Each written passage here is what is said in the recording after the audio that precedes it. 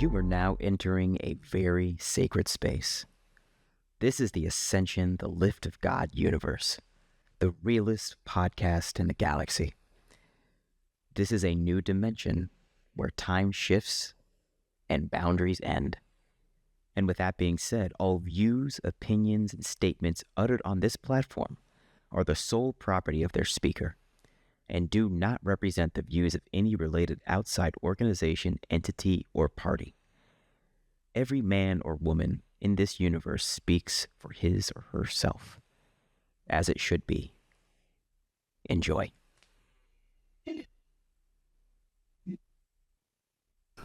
This is the Ascension Podcast. This is episode 106, April 13th, in the year of our Lord, 2026.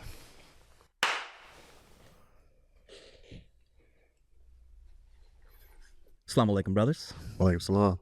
Peace, brothers. Peace. It's a blessing to be with y'all. We got Brother Amin on the mic. All praise due to Allah. We got a fresh brother Rashad on the mic. Yes, sir. Praise be to Allah. Praise be to Allah. And we got Brother Tony, OG Brother Tony. Thank you. His return. Peace. He was on episode 3 or 4 or 5, and he's made his return after his we'll call it his pilgrimage. Sure. His spiritual pilgrimage. Yes. And now he's back, and the brothers are back. And I'm just going to open us up in prayer. There we go. Bismillah, Ar-Rahman Ar-Rahim, Alhamdulillah Rabbil Alameen, Ar-Rahman Ar-Rahim, Maliki Yawmiddin. Iyyaka na'budu wa iyyaka nasta'in, Ihdina as-siratal mustaqim, siratal ladzina an'amta 'alaihim, Walil Maghdubi 'alaihim waladdallin. In the name of Allah, the Beneficent, the Most Merciful, all praise is due to Allah, the Lord of the worlds, the Beneficent, the Most Merciful, and Master of the Day of Judgment. Thee alone do we serve, thee alone do we beseech for divine aid. Guide us on the right path, the path upon whom thou hast bestowed favors, not upon whom thy wrath has been brought down, nor upon those who go astray. Thank you, Allah, for bringing the brothers together. Guide this conversation. Have us loosen the knot from our tongues and have us speak on topics that will enlighten the most. We love and serve you alone. Ameen. So last episode, me and Amin got together. It was spiritual blueprint, because him and I, we've been at it like 5-6 years, doing a lot of groundwork. I'm not sure how much, Brother Rashad, you know about, got a grocery store in South LA. We're building infrastructure to feed our people. But we thought it was like a good play. It was like, okay, we put these physical works into physical reality. Now let's lay down the spiritual blueprint. You feel me? Because if we don't have the ethics and we don't have the purpose to do what we got to do, nothing we build in this reality is going to maintain and sustain. Exactly. And what I've learned from Tony, and he's given me Tony's like big bro. He told me when he got back, it's like you have to establish your organization and your entity for permanence and eternity. Mm-hmm. So what I've learned, and we talked about this last time, is I've been running and gunning, single father, 3 children, running with him, running with our other partner, Timu, running with Imani. And I've been scrambling like Michael Vick. You know who Michael Vick is, right? The quarterback. Yeah. Mm-hmm. He was fire, but he's not Tom Brady. You feel me? So the formula I've learned is before we establish anything, we have to stabilize ourselves as men. So kind of what I've been telling myself, you know what? Let's get back to root. This podcast started it all.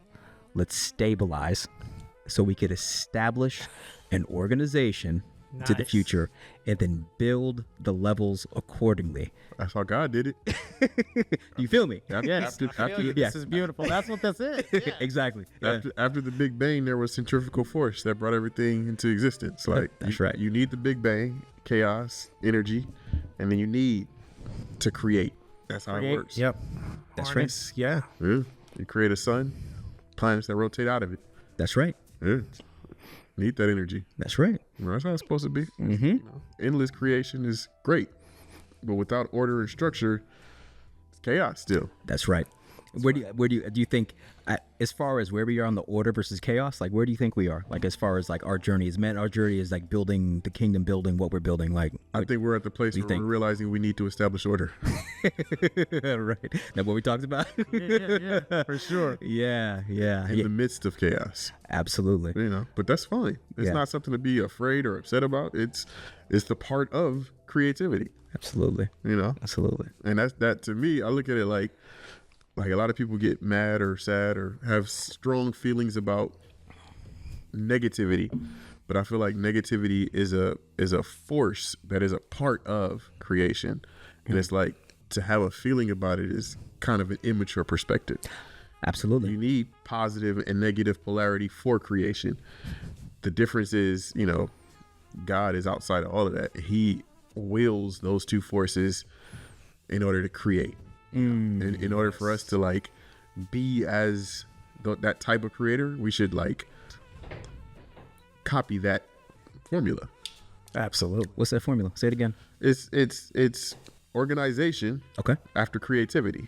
Organization and creativity. Like you allow the energy to flow, and then you whip it into shape. This game. That's real. And I feel like as gods, as black men, is like we're doing that right now. Absolutely. we're in the process. Yeah. And we talked about how we as black men of America specifically, like we are our own tribe. And we talked about this before the podcast. Yes. And what is it? Is it my perspective? It's the experience specifically in the Americas that we as black men have went through and our families have gone through that gives us that, like, I feel you, bro. Like when we look at each other, any black man, like we see this, like, I feel you, bro. You know what I'm saying? Yeah. That's why I love it. Like we just look at each other and like we know what time it is. It's like, you don't got to explain it. It's like, bro, I feel you. And it's not, I feel you. It's not like, the more you look at it, it's not just necessarily between us men. It's also with our women. Like we understand that we are a breed unlike anything else this planet has ever seen. Amen. Like they accidentally created superhumans. They created. Wait, we're the superhuman. We're right? superhuman. Oh my God, yes. We're and it's not superhuman as in like we're better, but the potential is there. Absolutely. And it's like if you hone a skill, it resonates with everyone on the planet because in our genetic memory, everyone exists. All the way back to the original men. Like, amen. We can relegate ourselves to a specific spot on the planet if we want to, which happens sometimes because you buried your ancestors there. But that's not necessarily something that points to us. There are people that points to. For us, we go everywhere. Like we have bones on every landmass in this planet. And we have genetic memory from every landmass in this planet. We're different. Yes, we are. And not only have you considered the fact that we're from every place on this planet makes us different, but also the fact that like they literally bred superhumans. Absolutely. They matched the strongest, the most beautiful, the most talented. They matched those people together. Like, no, put them two together, put them two together, put them two together. On purpose. Oh wow! To create a stronger breed of people. No, absolutely. I didn't even think about them selectively mating us. Sounds cruel, but working to our advantage. And working, that's what a damn. and if you go farther back, right, tribe of Shabazz, if you consider the trials that we went through in becoming and living through the tribe of Shabazz, where we were living in the jungles and strengthening our skin and strengthening our hair in order to get to that point. Absolutely. Let's give the listener some perspective on Trap of Shabazz and specifically that time period and what he did. You're going to do it. Okay, so I don't want to get it wrong. I think it was it 25,000? I think it was 50,000 years ago. Yeah. So 50,000 years ago, when we before we were quote unquote Africans. Yeah. Scientist Shabazz, when we were all in Asia, so the Asian landmass. Well, the whole planet was considered Asia. It's planet Asia. Every landmass was Asiatic landmasses. It was Asia Major, which is where we now call Africa, but then there were Asia Minors all around Africa. And so as the planet known as Asia, like we were all Asiatic people at one time. Yes, sir. It's a more recent thing that we have continents with different names, maybe in the last 6,000 years. Okay, yes, sir. So I don't like going off a source, but my recollection of the tale or of the history is 50,000 years ago. Scientists by the name of Brother Shabazz decided to rebel against the other scientists and take the black man at the time into Asia into Africa, and to make us tougher and to strengthen us up. The other scientist says, we don't really want you doing that. If you're going to do that over there. And so that was about 50,000 years ago. And that is the story of how we have kinkier hair, have tougher hair, have flatter noses. So that happened about 50,000 years ago. Continue, brother, with the story. I want to give the context. Well, yeah, I mean, we're all of us, if you look at the planet, like all people of melanated color, all black people, quote unquote, aren't the same. There are versions of us that exist with every phenotype, every physical description. So it's obvious physically that we're not all the same. But specifically, the black man in America, we have traits of all of our other ancestors and all the people all over the planet. But what makes us unique are the specific hells that we went through in order to get to where we are today. Amen. And that is the reason why we make music that the entire world resonates with. That's right. We make, we when we get on the field and get into these sports, we play them different than anybody else that out here. Like I seen a brother the other day that was playing tennis and he was hopping over to hitting it backhand, and it was just like, you didn't tell me that was tennis. If that was tennis, I'd be watching tennis. Like, that's different. Yeah. It's like what's in us is something that everybody don't just have. And I mean, they can copy us and they can get it. Yeah. Because we all are related technically. But it just that level of like creativity is naturally within us. It's just superhuman, and it's unrivaled. And what I know, and just what through Allah has shown me, is like at the highest levels of those who run the world, it's envy and hatred for our potential. And not yet. It will be, but I feel like they hone the skill very well. Wait, hold on. What do you mean? You don't think they're envious right now? They hone our ability and our talents. They manipulate us. I'm not saying that. Of course they do that, but I'm saying at the same time they do that because they want to be us. They want the power and the potential that we have. I think some of them do. I think the ones at the top, the ones in control, yes sir, would rather just watch their show ponies run. Like, I feel it. They created us, and now they have the say of what we do. There are some on the bottom who had no say in what they're experiencing. Yeah, like why do they have all of that and we don't? We're supposed to be at the top. But they're just part of the game too. They're not even essential players. Okay, understood. So I want to give the other side of the coin. We talk about the potentiality for creativity, but as I've seen, being now clear, and Tony could probably attest, is there's also the other side of the potentiality for wickedness and destruction. Oh, absolutely. And so that's what we have to grapple with. Is both sides of that spectrum, the full totality of being the beneficent, the merciful, and being the vengeful and the destructive and the wreaker of chaos across the universe. Yeah. So that is our, the potentials for both ways is there. And it comes back to what Brother Amin was just talking about with the chaos and the organization, the structure, like the destruction out there in society that we are seeing and grappling with right now is chaos. Absolutely. It is the chaos that we have to dial back. We have to organize it, get control over it, and only we're the only ones who could do it. Absolutely. That's the thing. Wow. Absolutely. I have it. Yes, we're the example.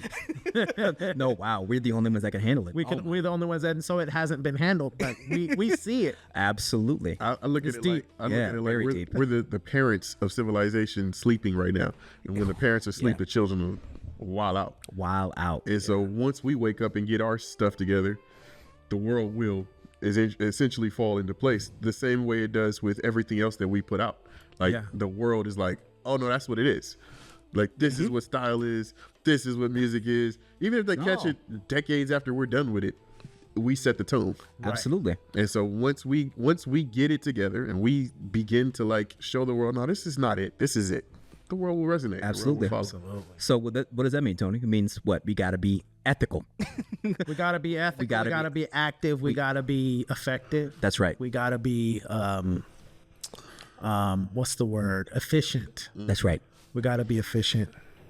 And we can't be wasteful. Like there's people who, most people with power and money don't necessarily do anything about issues that are bothering them. That's real. People. Yeah, they're not at cause over it. They're not at cause over it. And if they do try to do something about it, it gets corrupted. The money gets squandered, wasted, like what we're hearing about.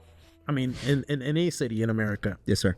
you know, but you know, so it goes back to the ethics. Absolutely. Got to Yeah. be ethical. But that goes back to the establishment. If it's well established, if everyone is on point That's right. and there's policy and there's being followed and is being policed, Yes. not policed like in the sense In a bad way. No. not bad police, not like LAPD police. I Yeah. mean, like if it's being like Managed. adhered, managed, Yeah. there's no stopping. To me, that's the separation. The key to our success is in not necessarily physically separating, although I plan to do that as well, but like mental and spiritual separating from what doesn't serve us in order to create what does.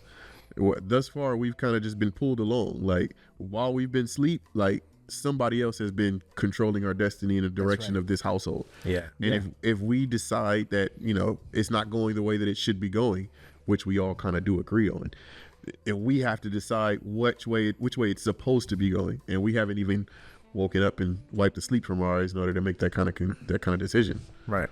You know, but that's the future that we're looking at. That's the future that we need to be focused on. And I think, you know, I mean, this is a calling for all of us. It's like now we've done a lot of motion and chaos. Now it's time to establish that order and put in the ethics. Because one thing you and I can both agree on is like, regardless of what we have done so far, we haven't had that level setting conference about, okay, what are the rules? What are the ethics that we all can agree to and abide by? We've all operated in our silos of chaotic activity. And to be fair with us, it is working. Mm-hmm. But if we want to take what we're doing and scale it out And teach it and make it at least statewide, nationwide, we're going to have to establish ourselves. And part of that requirement is, okay, what are our rules? What are our ethics? How are we going to create the policies? And then, police. That's the word. Because what's the real word of police? Policy. Yeah. Enforce the policies. Mm-hmm. So now is that time. And knowing and given that I like this podcast because we're able to see it for what it is, and then do something about it. Because once we see it, it's like, okay, that's why where we are. That's why we're kind of like this is a board meeting. Yeah. Bro, that's exactly what this is. No, seriously. Oh my God. No. Yes. That's why I love it. So it's a board meeting. Yeah. Yeah. And it's not a coincidence that we're now that out of necessity, we're bringing the board meetings back so we could establish that order, because this podcast is what led to where we are right now. It created the universe that we all now inhabit. Absolutely. And coincidentally, Tony just came back in town through an accident, and now he's back here to help us establish that new level of order. Really? So, it's necessary. Absolutely, because he was responsible for this universe, and now he's back here to be like, okay, boys, this is what we got to do. Well, yeah. And that's why I've been like, for the last, I don't know how long, every time I talk to you, man, podcast. No, he's been on it. He's been on it for like the past year, 6 months, Pretty much since we stopped. Yeah, no, you're right. It's been 2.5 years since we stopped. Yeah, he's been on it. I'll give him. So the last time, this is beautiful, because the last time I see the growth, the last time I was here, with Timu and you, we were, there was talks about, and everything that was discussed in that podcast episode is coming to fruition. Yeah, bro. Absolutely. Yeah. 100%. And I 100%. Yeah. From the very first episode, I never anticipated like external like validation for what we were doing, because I understood that this is documenting the process. And when you're making the documentary, like, nobody really is watching the story as it unfolds. They watch it 10 years down the line when it's like, that's right. How did that happen? That's right. So for me, this was always a very important part of the process. Absolutely. Processing it. Absolutely. And we talk about that too, like documenting, our art and what we're doing for the future. It's our pyramids and it's our hieroglyphics, And Brother Rashad, I don't know. The beautiful thing is, I love that you're here. I'm glad that Brother Tony brought you, and I don't know anything about you, and I love. So actually, I don't even know. You told me you're 37. Yes. Which is dope, because I'm 38. You said you're a Libra, right? Yes. Okay. But yeah, bro. No. Who is Brother Rashad? I mean, and you were born in the nation, right? Yes. You were a nation baby. Yeah. So like, bro, yeah. What's up? Who are you? My name is Rashad Muhammad, and thank you for Tony for bringing me through this beautiful circle of brothers and discussing building foundations and just things for themselves and the people in general. And, Sir. Yeah, I've literally grew up in entrepreneur spirit. My father in San Diego was a Muslim from New Jersey. He moved to San Diego. And What's his name? Brother Carl Muhammad. Brother Carl. Super entrepreneur, really hardworking soldier, and just gave me like a really good example of like a black person that didn't really make excuses about anything and just like built and worked his ass off and just like, you know, everything is like do for self. So when I came to Los Angeles, I just had that built into like my software as a person. And I took off pretty fast in Los Angeles. Like as soon as I came out here, I had a pretty successful music career. But I've never viewed myself as like just a music person. I'm just like an overall creative. So Yes, sir. I've always had a vision of like using creativity as a platform, but there's always a bigger picture because like I grew up in the Nation of Islam, like there's always a mission in life. There's nothing like done for vain. So like when you do something, it's like, okay, it's like you bought that house, you got your family, but like there's so much work to be done because your people are still not where they need to be. That's right, bro. You know, so Yes.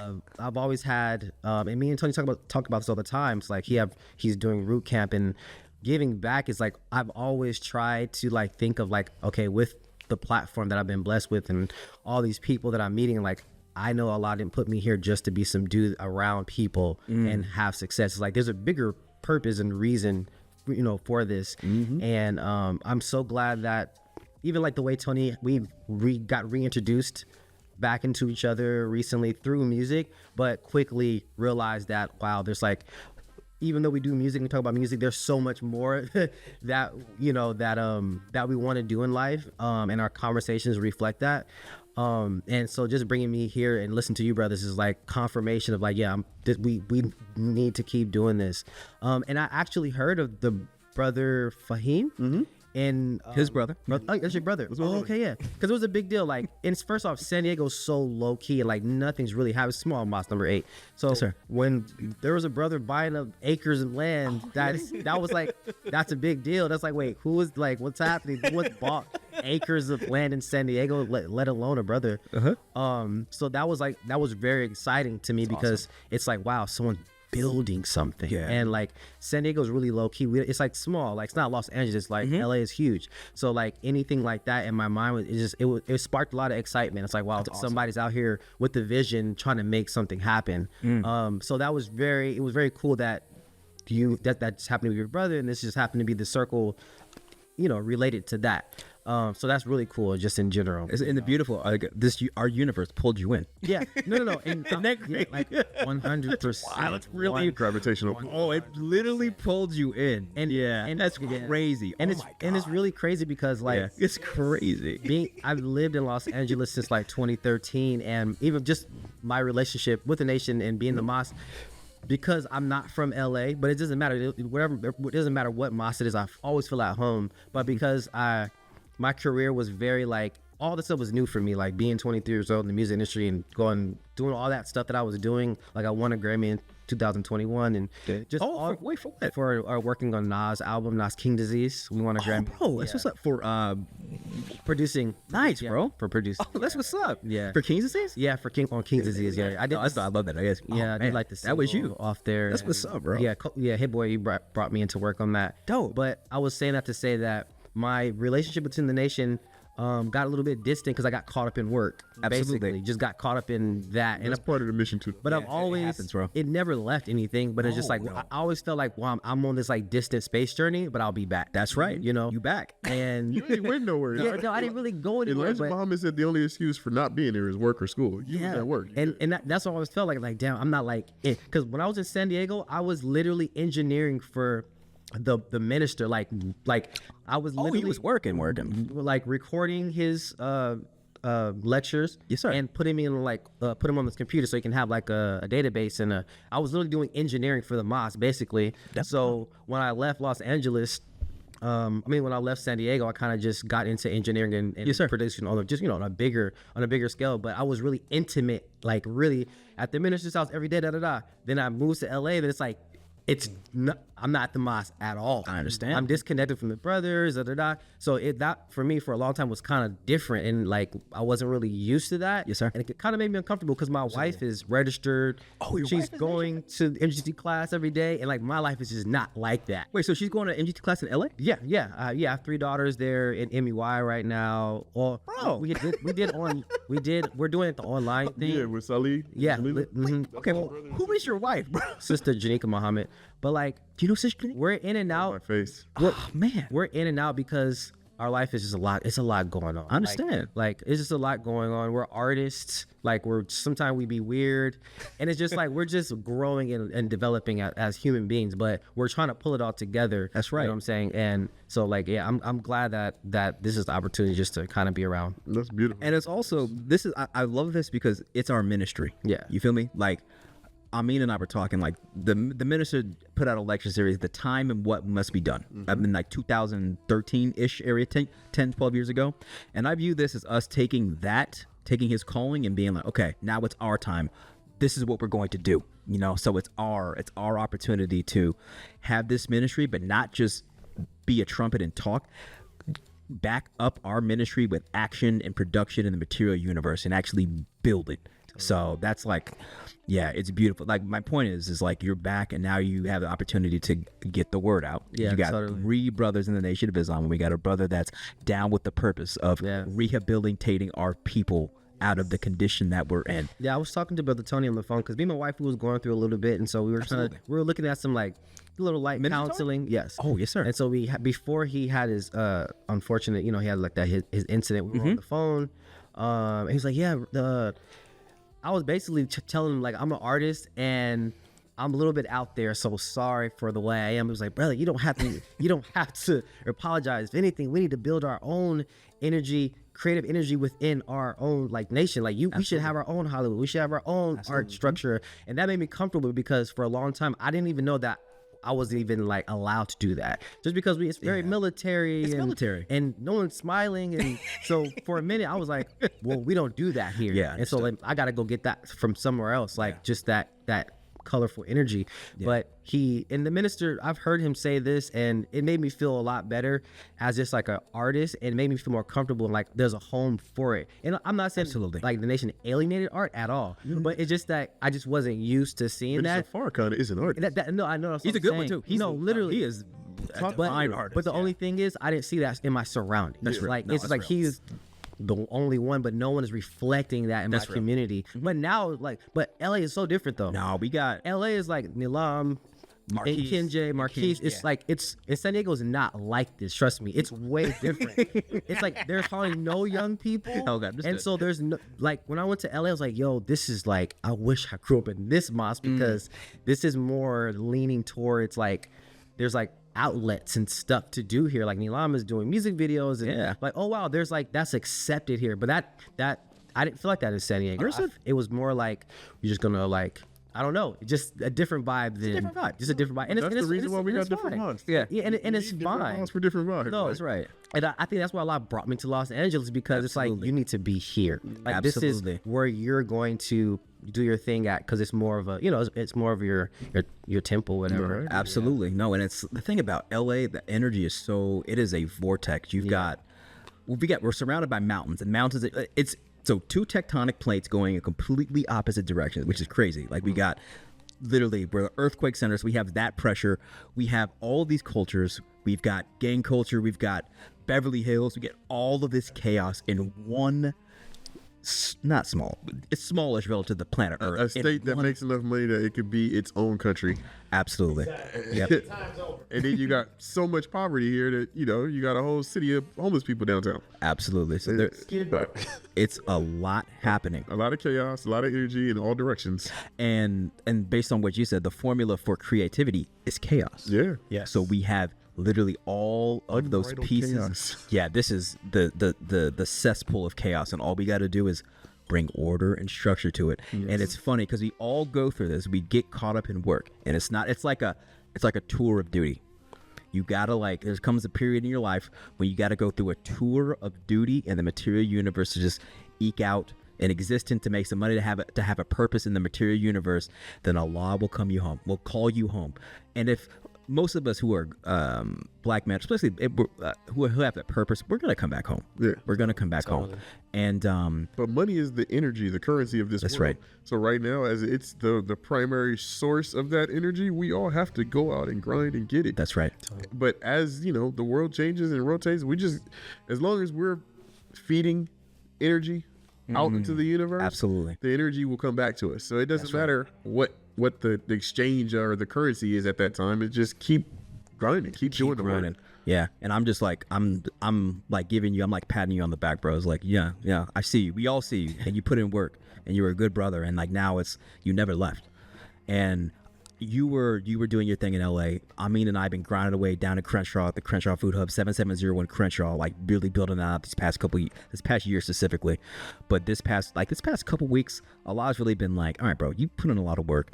I last day of Ramadan, sprained my ankle, so Allah had to sit me down for real on the last day, be like, okay, you're doing all this stuff, but like you used to go to the mosque every Sunday, you haven't been to the mosque in a while. Okay, now it's time to I'm calling you back. You work for me, bro. Yeah. So I sat down, and then I go to the mosque on Sunday. I'm back to pushing final calls in like South LA, and like I have a pushing spot in the Food for Less parking lot, and I just get off my 50 final calls, bro.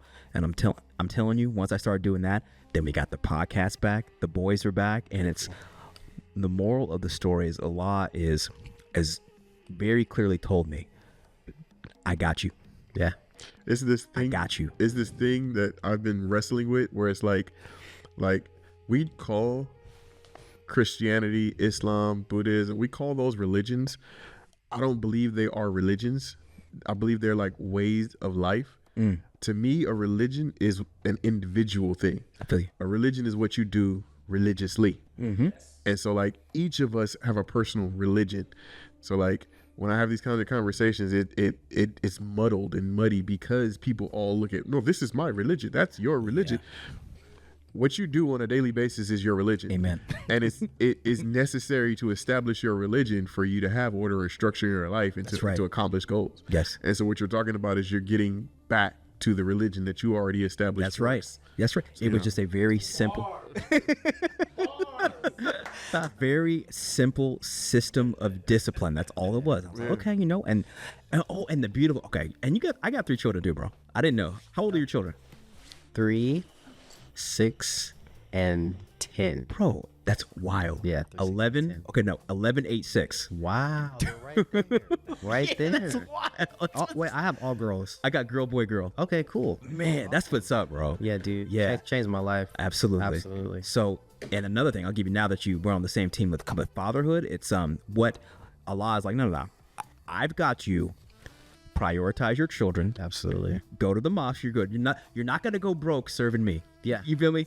It's not happening. Not even close. Not saying that you won't go through some scares, but I'm never gonna totally leave you out to dry. No. and we're all gonna get tested to see if we're really with the purpose. Yeah. Like you be like, are you still gonna be with the purpose? Like when you got negative $20 in your bank account? Yes. Are you still gonna be at a purpose when the girl you like ain't with you, or when your wife leaves? And also, I'm a single father. Like their mom left a year after I joined the nation. Wow. You know what I'm saying? So I've been through it. Yes. So Allah has really told me, it's like, bro, I've got you through this far. Yeah. You think I'm gonna drop you, bro? Yeah. Go to the mosque. Take your children to the beach. We went to the beach on Saturday. Went to the beach on Friday. Had the best time of our lives. Just like doing like a scavenger hunt on the beach, finding like seashells and seaweed.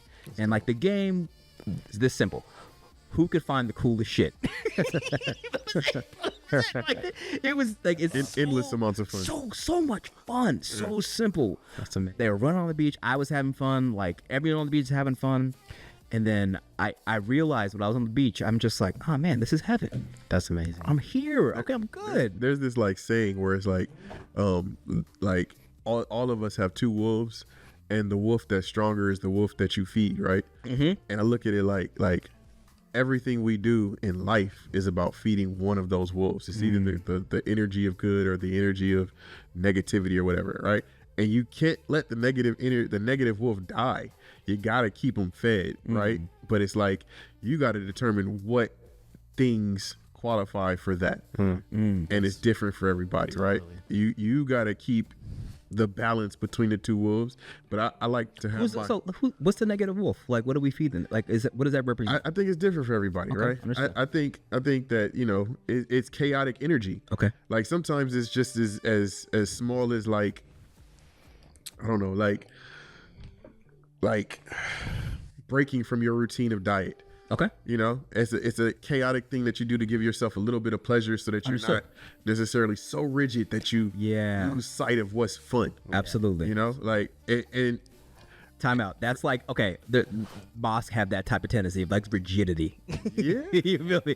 Like, no disrespect to our mosque, they like, have but to. yeah, that's real. It's that- military. That's yeah. order. That's a place where most people, Yeah. like a lot of people look at the mosque as like, this is like the sanctum, the holy place. No, the mosque is a hospital. No, that's real. absolutely. The mosque is the place where people are sick and they need help. They need structure, order, guidance. Like the mosque can't be chaotic. No, that's real. You know, No, you don't look for the mosque for the chaos. no, no, sir. If it is, it's not working. That's right. You know, and Mr. Farrakhan's not going to tolerate something that doesn't work. He's going to shut that down. Completely. You know, Hey, bro. The world has enough chaos in it Absolutely. for you to be able to find your your negative to like your outlets. No. Yes. But you know, it's like, but you do have to make sure that your positive, your energetic wolf, your order and structure is the big wolf.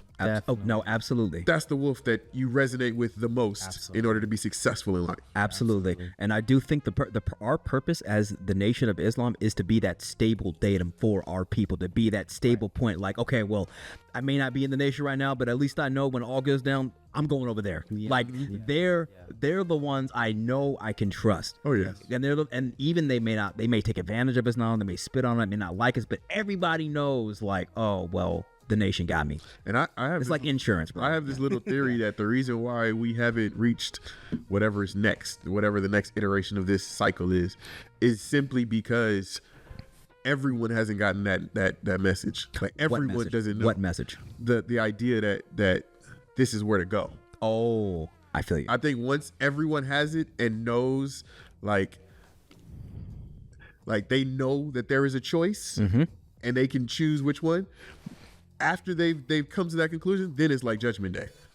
I feel you. But you can't have a Judgment Day if everybody doesn't even know right from wrong. That's real. Right. You know, and I don't necessarily mean just the mosque, but I mean like the way of life. So if you got a church that's doing it and they're doing it right, that works too. Absolutely. It's just everybody don't got the like God is real call, or you know, like a lot of people out here just wilding because they don't know. They don't know. Right. And it's on those who do know to not necessarily propagate, but also be the clean glass. That's right. You know, be the example of, if you do it this way, it does work. That's what matters. Yeah. That's what's important, being a good example so people can see, like, oh wow, like there's a person that does have a clean glass, like that, or they're attempting, or if it gets dirty, it's more clean than dirty. That's like there's somebody that's constantly doing work on themselves, and I feel like that was always something that I loved about the nation, because we always, as for Black people specifically, even though it's we're universal, it's not just for Black people. Yeah. It's grown definitely over the years. Absolutely. But obviously it's focused on us first because, you know, but We the most messed up. no, literally. Yeah, for real. But having that aspect of constantly working yourself is so huge, because I just remember growing up and like my dad, like everyone in my family was just like allbad.com. Like literally this side of the family is just on this side. And it's like, if it wasn't for my dad, Yeah. like implanting what you were supposed to, and my mom too, but it was just mainly my dad though. He was the one that was driving stuff home, and he wasn't perfect, but he was such a good example, and he tried his best to always keep morality high. That's what's up. And keep a good clean glass, so we can, like, when we get older, we're following that. We're following that same path. Like, I'm trying to keep my glass clean, and more so, just like I had a lot of homies that were also just kind of like in the community, kind of lost, whatever. And naturally, they always looked at me as like, yo, Hayes is always a good ass dude. He's Like, a good He doesn't he's a good dude. do this, he do that, and like, No. I could tell you're a good dude, bro. And that like, always straight like up. attracted them. I was always like really cool at bringing my homies to the mosque because they like, well, if Hayes is going, like, let me just see what that's about. Oh, Hayes. yeah. Nice. It was like, let me see what that's about. I had one of my homies almost joined, but he was like, he was a Rasta, so he ended up doing his Rasta thing. And it's like, it doesn't matter. It's like all love, we family. That's right. But I've always had a tendency of, and I'm so glad that my father was a good example. I'm not perfect, obviously, none of us are, but I try to keep that as an example of like that's how we're going to attract our people to Absolutely. the mosque, because like when they're all bad, they need something to lean on, like somebody that's like, yo, they need like a good example of something to like fall into. So like I'm so glad that that's always been the part of the nation. Is like the morality clause. It's like right.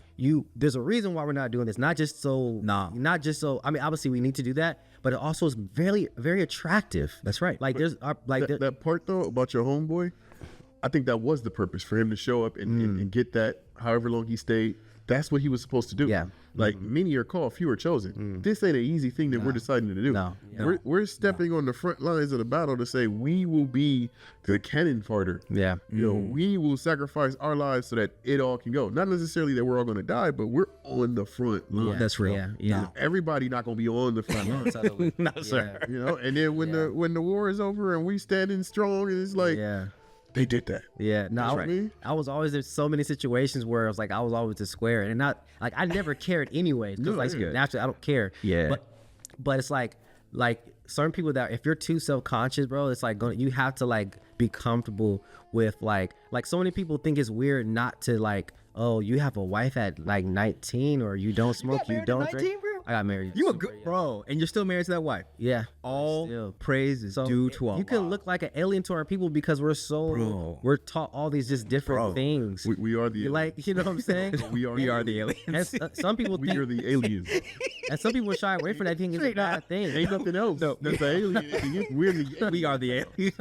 We are the most unique of the most unique of That's the right. most unique. Absolutely. Yeah. So that was always a challenge of like just like being like, it's okay, like don't worry, like it's all good. You can be a square and there's nothing wrong with it. You're good, bro. Yeah, you're good. Don't get sucked in. Don't get sucked in. And I'm glad we're talking about this because I could say all of us, we're good dudes. I think like growing up, people knew it's like, okay, well, they're good dudes. Yeah. So what I'm now learning is like, you could be a good dude, but you have to develop the personal technology to not get taken advantage of. Because I know all of us have been taken advantage of. Sure. All of I know, especially I know, and women, I serve anybody. a God of abundance. Though, That's right.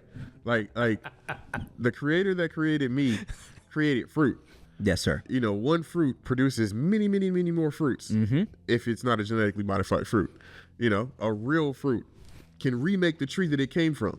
Yes, sir. And so, you know, we don't have to have the lack mentality or fear of like somebody taking something from us. Like right. It happens. It does. That's happen. life. That's right. It's a frustrating, annoying thing because we look at it like we don't have enough already. But whatever we need is out there. That's right, man. That's right. And in abundance. That's right. We don't have to be worried. And I think that's the first, knowing and operating that is the first defense. Yeah. Yeah. There's abundance. Yeah, the whole thing about, you know, obviously we need money and there's, you know, money, but one of the things that I was thinking about when you guys were talking about chaos and energy and stuff is that money everything changes. That's right. Change is constant. Yeah, that's the only thing. Only thing that's guaranteed is change. That's right. Period. So by us establishing things for the future, that when things do change, there's a stable post. That's right. Or posts plural. That's the next move. That's where it's at. That's just one more way that we create that scenario that he was talking about, where when all else fails, where do they look? They're gonna look at the nation, because we're gonna seamlessly continue moving forward because we've already put things into place, because we already saw what was coming. Right. Unafraid of that future, we just planned. Right. You know, if you plan for it, you don't have to worry about it. It's not, by planning, there is no emergency because you drilled it, you planned it. It's only emergency because You're unprepared. you were unprepared. That's literally it. That's right. And so That's literally it. the beautiful thing That's about deep. Yeah. That we're all aligned with the purpose is like we want to rebuild the black man and build infrastructure for ourselves. Agreed? Like we're Ground up all infrastructure. right. That's what we're all on purpose with right now. Absolutely. Yes. So with that purpose, there is going to be there's going to be counter intention. There's going to be a purpose that the people who run the world don't want us to do that. So we have an intention, we have purpose, and we have counter intention and counter purpose. And Tony, what is that the anatomy of? That is a problem. That's a problem. That is a problem. That's a problem. Yes. It's a problem, and it's not. It's inevitable. Yeah. In choosing that what we want to. Oh, we want to rehabilitate the black man to bring a whole new kingdom of heaven on earth, where the righteousness rule. That they're not going to just let us do that. No, we just we got to be patient, and not move too fast, not move too slow, not jump no guns, not anticipate the command. That's right. Just build slow Just build. Just build slow. and Strong, build slow, build strong, build good. It's like, and that's it. and document the process. Amen. Which is what this is, and it's Also, another thing that I feel like is super important is one thing that stuck with me when I was younger is the Elijah Muhammad. He said, "Study the white man." absolutely. And I say that in reference to there's a taste level that comes to a certain level of attraction to when you build things. And I'm like a person that really pays attention to aesthetics. Like I believe that yes, we can build and it's like that's very important. But if you build something that's not attractive, no one's going to come. It doesn't matter how much time you spent. Doesn't matter. Like if there's like an AMC theater and you want to build an AMC theater that you want to build a theater too, that means your theater needs to be like AMC or better. Yeah. It can't just be like, well, I have the theater, you should come because I'm black, Mexican, blah, blah, blah. No. And I feel like taste is probably, I would say that's my only critique in our community is that, and obviously because we haven't had the opportunity to have the opportunity to No, everything we do is out of necessity and survival. So we're in a new age where now we have millionaires and billionaires that kids are like I work with Jaden Smith. So Will Smith, he's had the blessed opportunity to have a first generation of his children are rich and they have things. They didn't have to. So they have a whole different perspective of how life is, even the way they move. Like everything is already like a top shelf way of living. And I feel like that's like one of the crazy cheat codes like that. That's what we have to connect in our community. Absolutely. Is high taste levels for things on all levels. Absolutely. And but that's why we need that's the Elijah Muhammad put it like our unity is as strong. What do you say? Like the our this is your quote. I mean, our unity, but you say it all the time. But yeah, do. our unity is more powerful than an atomic bomb. You say that literally every week. How do you forget it right now? But yeah, that's what it is. I'm in a lot of places right now. I understand. We're having a lot of conversation, and they're inspiring me in a lot of ways. I know I'm physically here, but spiritually I'm over here. Mentally I'm way over there. Our unity is more powerful than atomic bomb. Yes, sir. And that atomic bomb energy comes when you have, because you're gonna need people that have no vision, just want to work. right. You also need people who have vision and want to execute. But then you need people who want to like fine tune and beautify and Right. like you need all of that. All of that. That's the unity. Like that's the reason why you need it. 100%. Like, and so like you talking about it gave me chills. The other place that I'm at right now, I've been having this like vision of like our own version of like Coachella, and I got so many ideas about it, and it's like I was having this conversation with my wife about like, yeah, I can do it. I can, because I see it, so I know it has to happen. I can do it, but if it ain't right, what's the point? Right. You know, I don't want to do it Right. if it ain't gonna look right. Facts. If it ain't gonna be better than what already was. Like, Right. I don't want to just do something. Right. So like you gave me chills when you started saying it. I was like, oh. Yeah, man. I was having that conversation today with my wife. amazing. Yeah, man. No, it's motivating. I love doing the work, but no, I'm motivated. I'm so motivated. And like, I'm so happy that you said the word board meeting, because now I'm even more inspired to get us together. So it makes it more business-like, because we're talking spirituality, but this is like, now that we have real infrastructure, this is actually work. And when it comes to board meetings, you can't just not do a board meeting or not have a board meeting for 2.5 years. I'm just charging it to the future. Yeah. No, it's real. And it makes me, I guess hearing y'all talk, because we're all professionals in some sense, it makes me like bring want me to be even more professional with this platform and be like, no, this is like the black man's spiritual board meeting. This is the spiritual blueprint. This is what are we going to do? Lift God. Yeah, that's right. No. Ascension, the lift of God. Yeah. It's real. Yeah, man. So I am.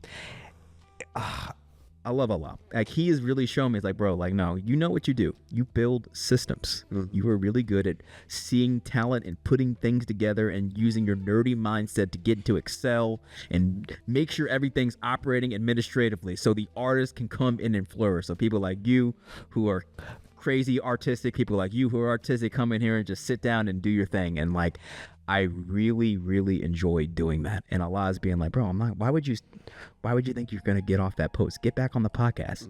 Like, I put you on this post.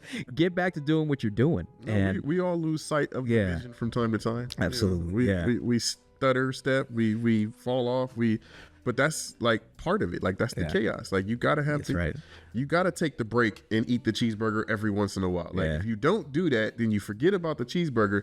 Then you forget why you want to raise cows and make the cheeseburger from scratch. That's right. The whole No, process. that's real. That's Like, real. you gotta you gotta remember what you're doing it for. Like, That's right. Yeah. That's a part of it. Yeah. And it's funny, like, during this past 2 years, I also started eating beef again and meat again. And I don't regret it. I feel Bro, I'm like obsessed with tomahawks right now. What's tomahawks? Tomahawks are those big steaks that's like, it got the bone, like, you feel like Fred Flintstone.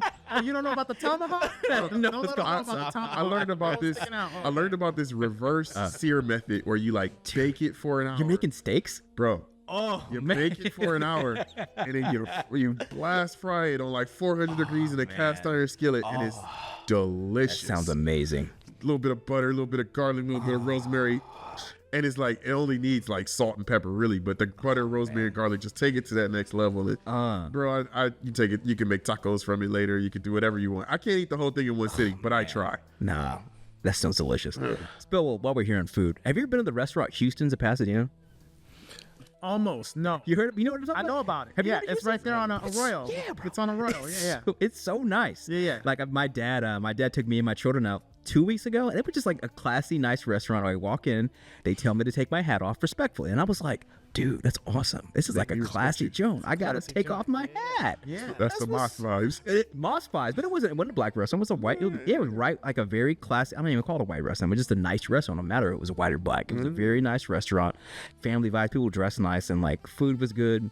It's just, I think, okay, we're gonna call that feeding. Would you call it the dark horse or feeding the you said the yin and the yang. the wolf. Yeah, the wolf. The smaller wolf. Yeah. I think maybe it's just that, like, indulging a little bit. I think it's okay, not overindulging, but not overindulging, but enjoying in this material reality, finding the balance and enjoying this. We know we have the time here. We know we have these bodies here. We know we are allowed a time to enjoy it, and I think it's okay. And I think not overindulging in that, and maintaining that balance. So there we go. Yeah, absolutely. Yep. I mean, honestly, in the Nation of Islam, we're taught that we have the ability to heal ourselves from what may. And it's like, the key to that is fasting. The key to that is 1 meal a day starting off, and then you make your way to 1 meal every 2 days, and then 1 meal every 3 days. And when you reach that 1 meal of every 3 days, supposedly, like, not only do you not get sick, but you also reverse the aging process at some point. That's right. And it's like while we're in this portion of it, because God, Allah, Master Prophet Muhammad understood that we were going to have to survive this portion of it. This is the war, but it won't always be war. That's right. The key is surviving the war. Yeah. You know, and whatever we got to do to survive the war is okay. Yeah. Because the reverse of the aging process is a possibility. Yeah. And as long as we like do our best while we're in the war and don't overindulge. Yeah.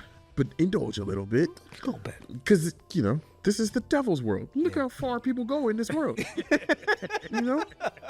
Like we can't, fathom the depths of Satan. Not at all. People are starting to fathom. No. With all this Epstein stuff. Oh, now they're starting to see the it. rabbit hole goes deep. Oh yeah. Oh, I didn't Satan's sign a up to thing. be a part of that, I that didn't. rabbit hole. Eating babies? Whoa. I didn't sign up for that. Yeah. I don't want my tax dollars supporting that. Yeah, like, that's a bit much. It's all connected. Absolutely. But and the people are starting to see that. Yeah. The key is finding balance. That's right. You know, you slip up and then you get right back on track. Mm-hmm. And you bring back the order and structure and stability. That's right. That's a part of it. Yeah. And the balance, but also like I really think about what you said earlier about knowing that abundance is the norm. Like it's all there is. Yeah. Going to the beach and just seeing how big the ocean was and seeing all the grains of sand and just, I'm like, there's so much. Yeah. So there's so much here. There's no lack of anything. There's no lack of anything. It just has to be utilized properly. Yeah, that's it. Lack is part of the programming, though. Oh, absolutely. And so, you know, we've all been given that. That wasn't a natural thing that we understood. When we were 2, we walked around like all of it, mine. Yeah, no, real talk. Yeah, we didn't understand Real that. talk. That had to be beaten into us. Beaten, absolutely. Yes. This is yours and that is his. Like, Yes. Right. You know? That's right. And you got to think like we've really been reduced to lack is norm, and also wealth is just, if we really look at what money is, numbers on a screen. Numbers on a That's screen. it. It's a concept. that It's a piece of estimate paper. your value. That's it. Yeah. When you go and buy a matcha, for example, Yeah. right? Uh-huh. I don't know how much he might know more how much it costs, but let's say $5. $5. $5. Right? Okay. Now, you giving that $5 for the matcha, Yeah. but the matcha is more valuable than the $5 actually. Yeah. Because they gave it up for the matcha. The matcha is a product and it's exchange. You have a choice on where you spend that $5, but you don't have a choice on needing to sustain your body. That's right. You eventually gotta eat, That's right. even if it's 3 days, where you eventually gotta have water. If eventually, right? And it's like, but we have this idea that there is, like, it's beaten into us that there's not enough money, that there's not enough wherewithal, that there's not enough. Man, they're printing money all the time. There's money everywhere. There's money everywhere. They're not even print. They They're not stopped even printing print it because They don't it's too even much need to to print. print it. They don't even they need to print they it. click numbers on the screen. It's not even printed anymore. It's an inefficient system to have paper money. Yeah. I mean, they just got rid of pennies, for example. They just got rid of pennies. All of it's on its way out. It's all on his way out. Yeah. But what's never gonna go on his way out is this. That's right. Is that, you know, the T. Bro, when I sat down and thought about the fact that like billionaires don't exchange in even dollars anymore. It's like, oh, you got a stadium and I got a car lot. Like, Yes. you know, like, No, that's like real. we on the bottom need dollars. That's right. They don't need dollars. They just like, how valuable is that to you and how valuable is that to me? Oh, that's this valuable? Okay, I'm gonna also give you this and this to make it equal value to you. Like that's the level of exchange that they're at. If we got there, we would be immensely successful overnight. Like we just got to get to that level of thinking. We had a crazy conversation in the car. I gotta say something, because now I remembered. I forgot for like 2 hours. We were talking in the drive on the way over here, and we're talking about how people do things. They hold themselves out for the bag. That's their God. The bag, right? 'Cause they have no value for themselves. They have no value for themselves. But the bag, we were like, the bag is not the goal. Like their goal, their game ends when they get the bag. Yeah. And then they do stupid stuff like, oh, I'm invest in liquor or invest in gambling or invest. What is that? That's not why you get the bag. When you fail to plan, you plan to fail. Yeah. But that's what's going on right now. Left and right and center. There's people that aren't doing anything. No. You know? I mean, when I think about the fact that like I think it was Rockefeller who said, I don't want a nation of thinkers. I want a nation of workers. Like we're all living his plan. Yes. All he did was had a thought. Yes. Didn't live to see it. Nuts. He's not here around anymore, but he had a thought and started putting steps in place to implement it. Yeah. if we do that now on a smaller scale or a bigger scale, We're doing it. Yeah. This is what we're doing. This is what we're doing. This is literally what we're doing. there's no reason why we will not be successful if we plan and execute. And establish the established order, like the establishment. This is the establishment. So Absolutely. yeah, it's inevitable in knowing who we are, that we are literally spiritual source, biological source. We're going, victory is assured. So we know that the money and the lack, those are all programming. So it's our opportunity and our responsibility to offer better programming, Create it. our system. Exactly. Our system, our establishment, our ethics, what we put out there, what we exude, what we produce, what we show the community, and how we even move in physical reality, to be that clean glass that can be duplicated by our people that we aim to serve, and not any people. Our job is literally the totality of humanity. That's because we are the only ones who are adept to fix what Satan has wrought on planet Earth. We are the only ones who have been through the fire and the ringer enough to have enough toughness to do what needs to get done. That's why Allah chose us to do this task. And that's why we're called the poor righteous teachers, because we have a job that no one wants. no, it's not. It ain't poor because we broke. It's poor because it's a difficult work that we gotta do. Very difficult work. But it's the most fulfilling work. And this conversation is proof of it. We're all just like reminding each other, oh yeah, no, we're pretty good. We got it. It's not going to be easy. And it's like, it's just, we went through boot camp. We're still going through the ringer in some sense, but Allah's got us and we're good. Every step that we take towards him, he takes two for us. So all we got to do is step out on faith, allow him to take two more, and we learn more and we grow more, and all the trials that are going to come, they're going to come. That's right. And as long as we understand, the worst thing that can happen is death, and we don't fear death because we're taught that death is not the end. What are we afraid of? Nothing. No, exactly. Yeah. No, there's what is there to be afraid of?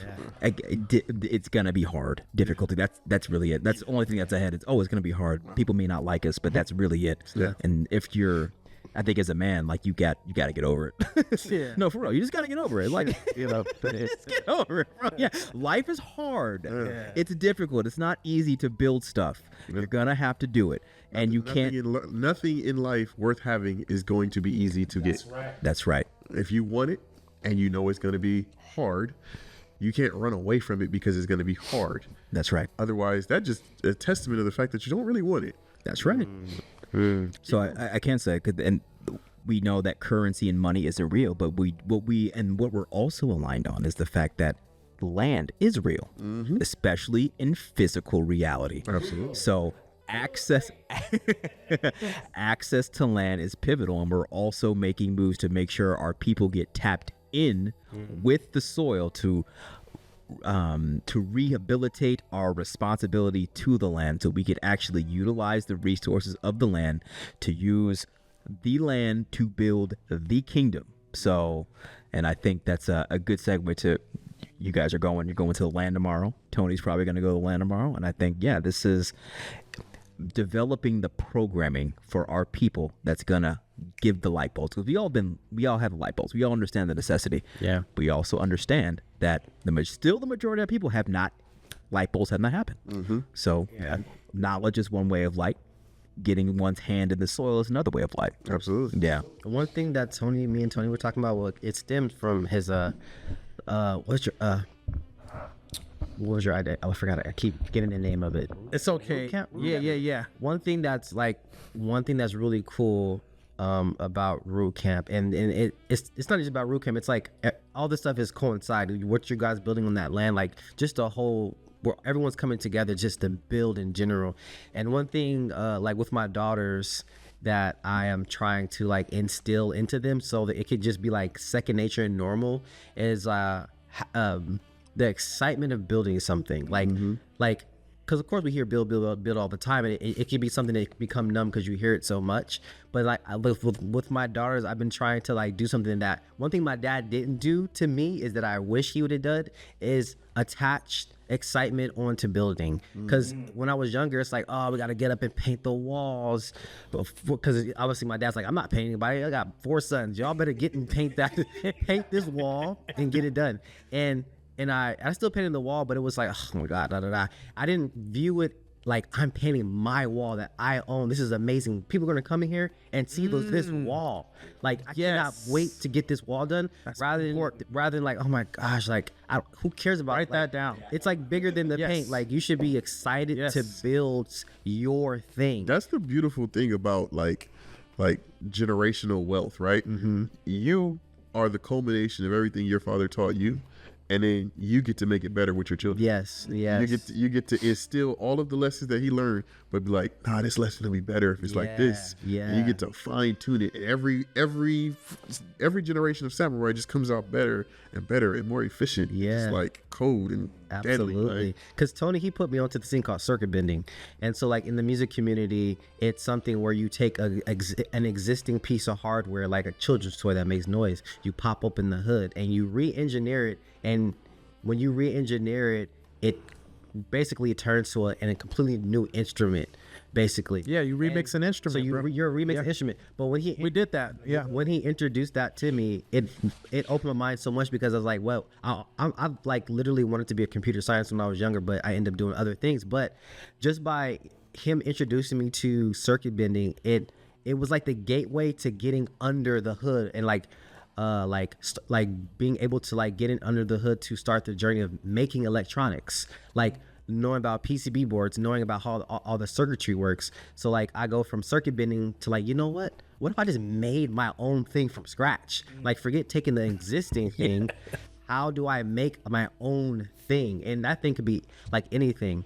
And yeah, that's deep. But it also turned to like fun. It wasn't like, oh my gosh, I gotta learn circuitry, like I gotta go to school.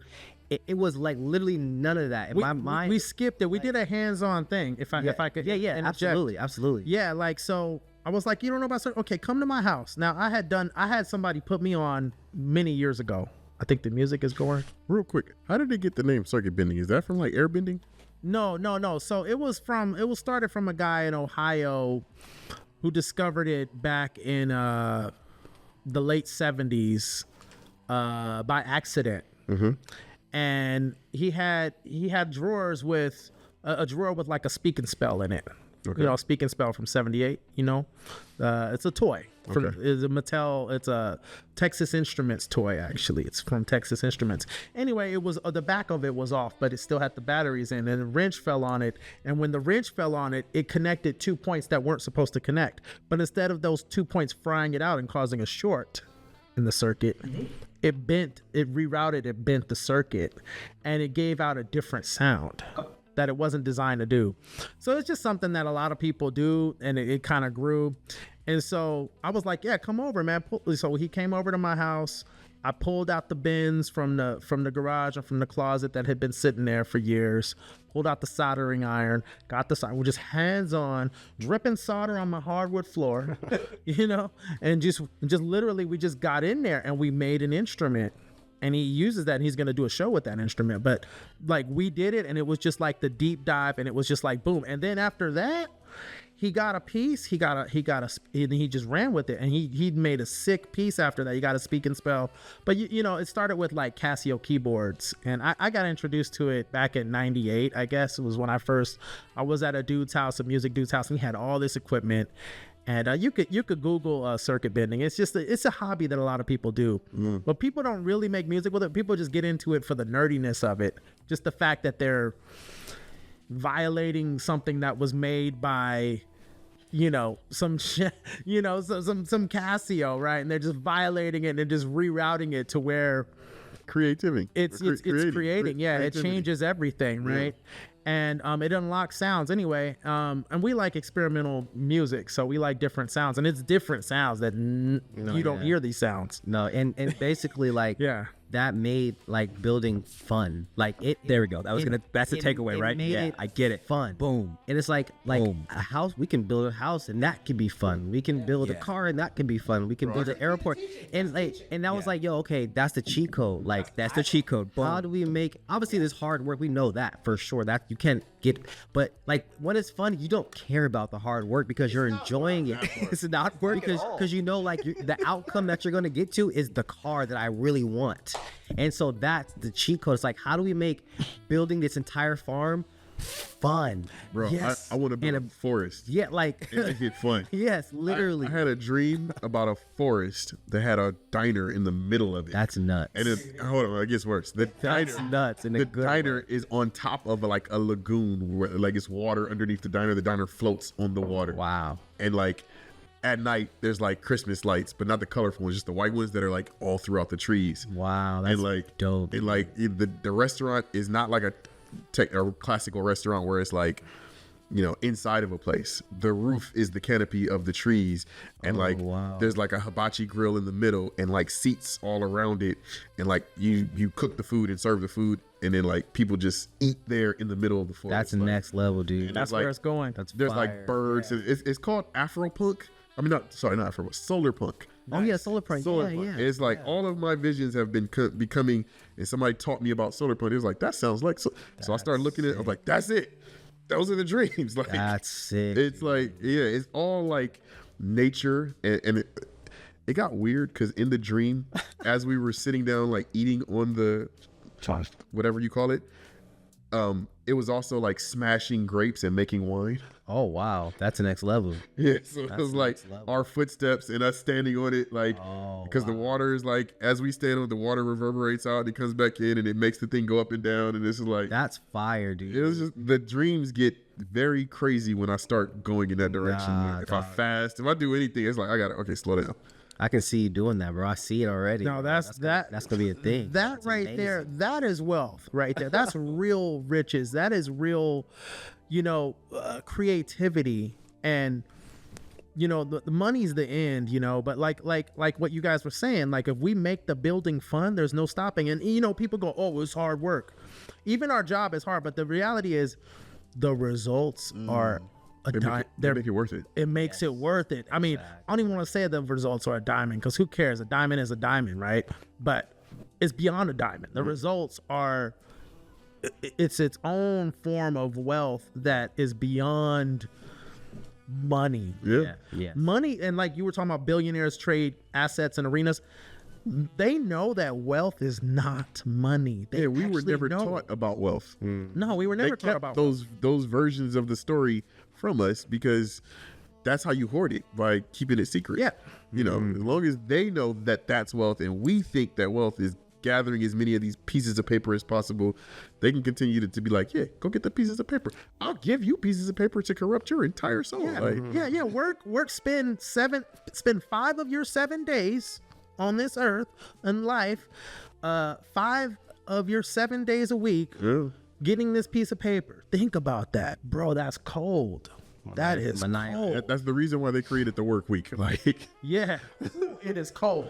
Yeah. Yeah, I hate to say, I got to use the bathroom. Go ahead, bro. Yeah, it's okay. Okay. We gonna edit that out. No, just go. Just put We're not gonna edit that the out. mic, yeah. Okay. Put the speaker right, or put Okay, the. I'll be back. Yeah. Put the headphones down. Yeah, you're good. Put them on a chair. Yeah. So we'll just recap. Cause what I got from this, and I was actually just listening, which is nice for a change. It's our duty. We know what we have to do. We speak in very much like homework, like task. But we got to think about how we're going to get the children. So we have land. We got the land. That's no problem. We have the content of the programming. Now it's like, oh, okay. How do we develop this programming to where I got it's so many fun? ideas I on how to know. get the children. I'm excited.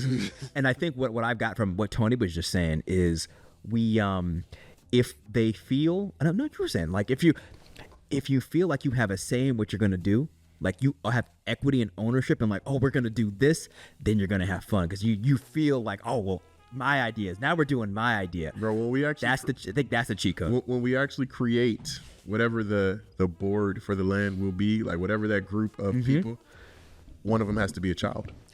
That's a good idea. One of them has to be one of our elders. Yeah. And we have to include them in the vision of the future. Absolutely. Otherwise, it's not something that they will believe in. Something Absolutely. and they're the only way that we take it forward.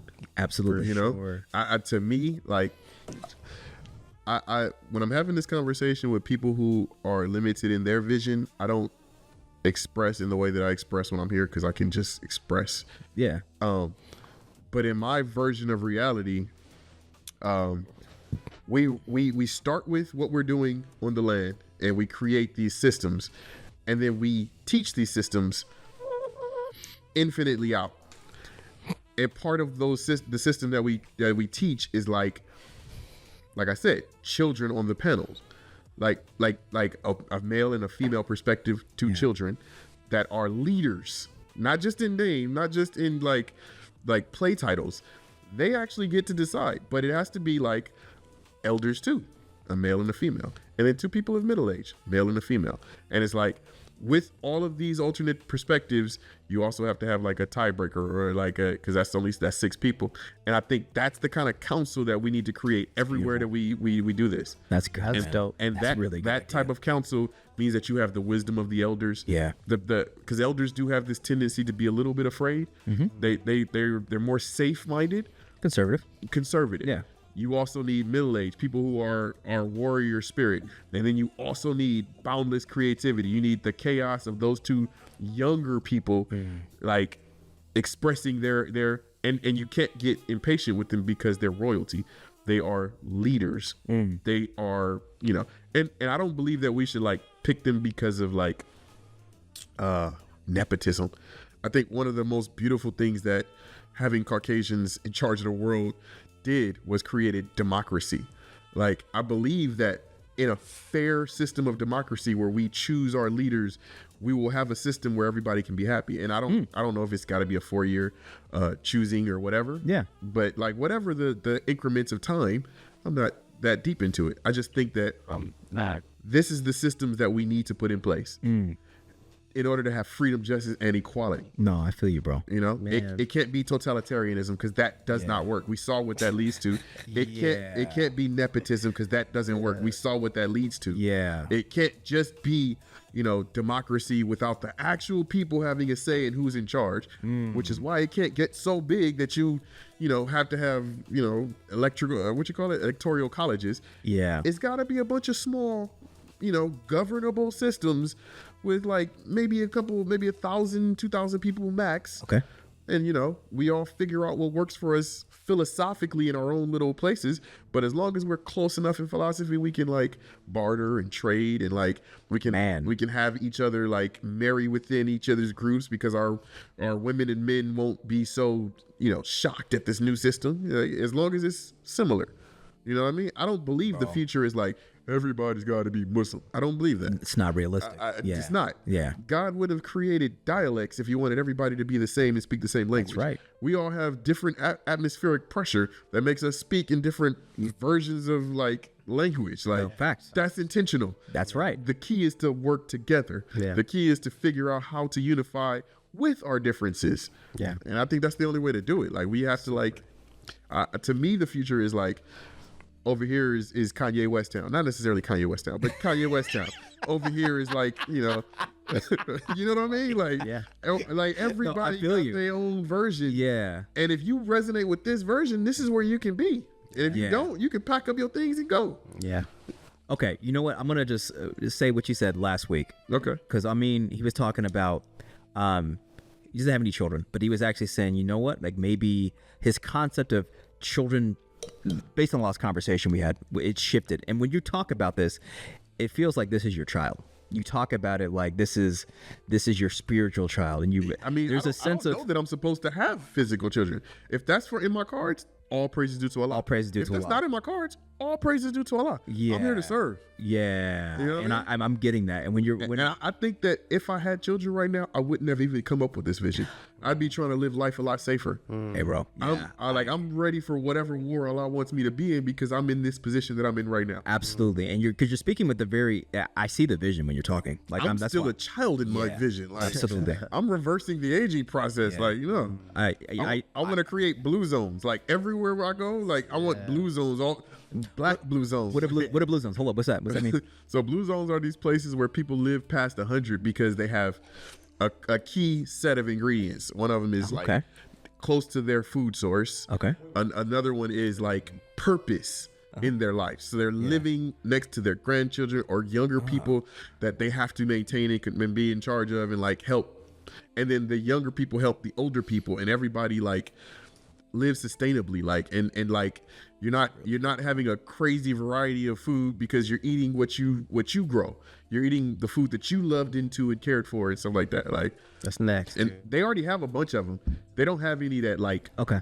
black people live in. Understood. I wanna There's create- 5 of them That for right black now. people? No, there's 5 blue zones in United States. in the world. I Oh, heard there's like 2 or 3 in the United States alone. Oh yeah, yeah. There's one in California. Yeah. We were just I switched the mic because we looked at each other when he said blue zone because we just talked about this in the car. On the way here? Me, yes, That's crazy. unbeknownst to him or Yeah. anybody else. Yeah. We were just looking it up. He's got a friend that's got some acreage not far from here. Okay. Not far. Okay. But we were talking about the blue zones, and yeah, it's basically like people live to 100 or older. It's because they're close to their food source. Like he says, the elders, they're harvesting their garden. They're caring for their garden, as their garden is caring for them. That's beautiful. Simple as that. That's beautiful.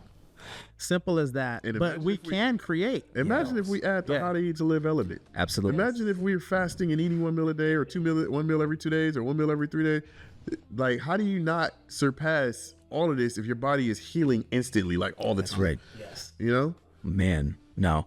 I'm literally seeing this, and I feel like, the first instance of the podcast, our first run, we were talking about building Bro, this is season the 2. system. This is season 2. It's next level. This is next level. And like when you're talking, okay, I feel like we're in a completely different like universe, and we're actually literally mapping out civilization. Like I feel, Like I said, I'm here, but I'm not here. no, you're not here. I'm physically I'm here, with you. but I'm already there. No, we're like in a, it's how do I, like Wakanda / spaceship, like actually mapping out the trajectory of The what, universe is the best way to explain it. right? No, and that's what I feel. And Different I see. version It's of reality. It's very, very powerful. Like it feels very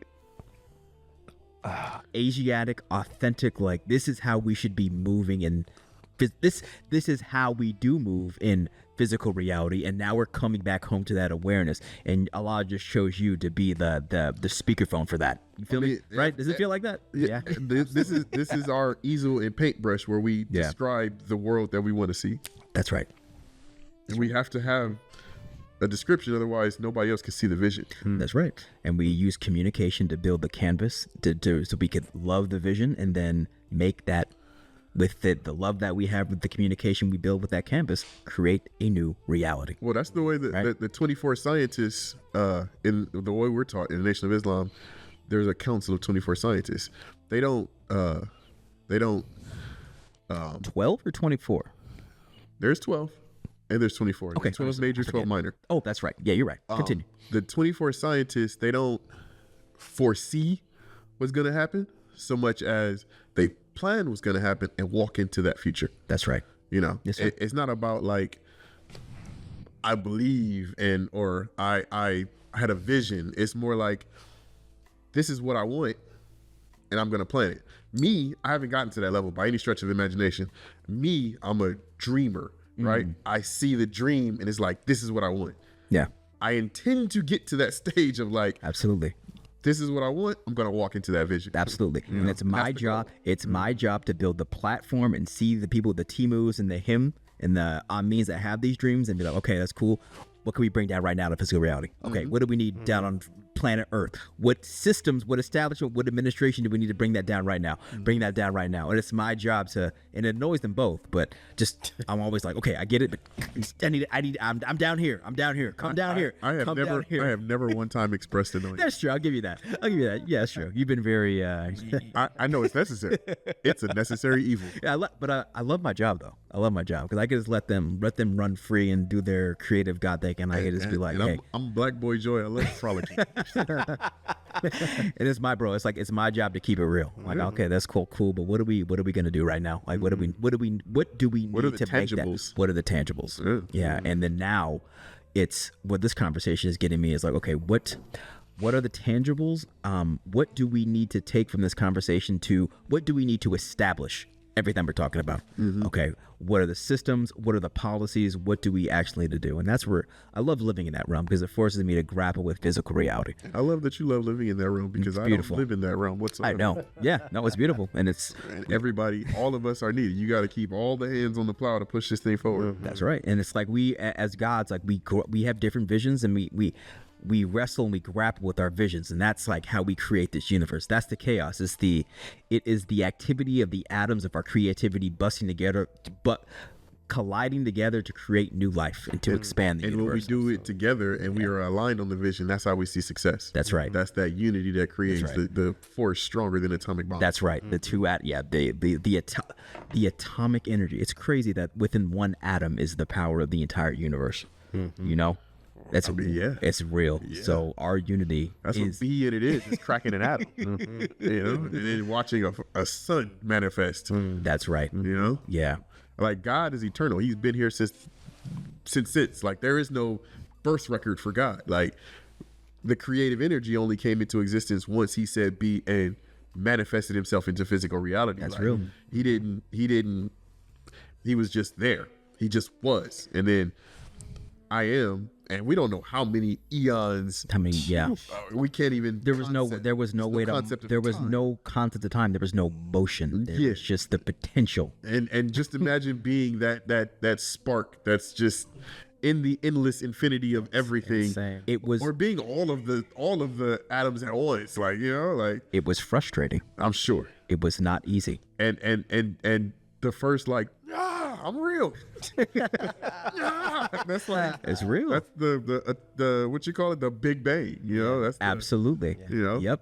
that force, that power that created existence. That's real. And that what you're talking about is literally we are just right now the physical manifestations of that walking around in just one body. And from an immature perspective, it's like that chaos is devil.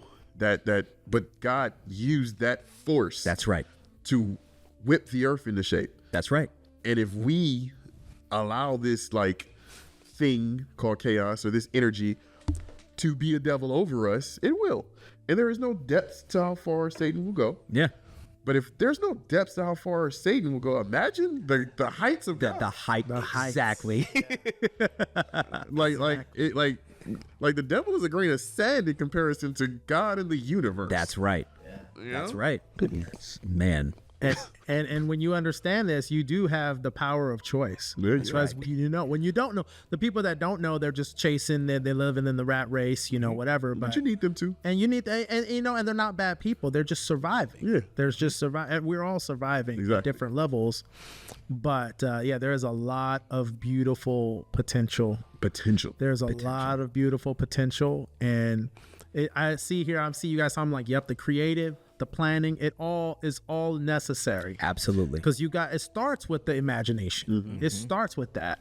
It starts with the dreams, but then with the writing, with the planning, and then with the plotting, and then the organizing and orchestrating and managing, it gets there. That's it right. gets there, and there's no stopping it. I mean, I feel like.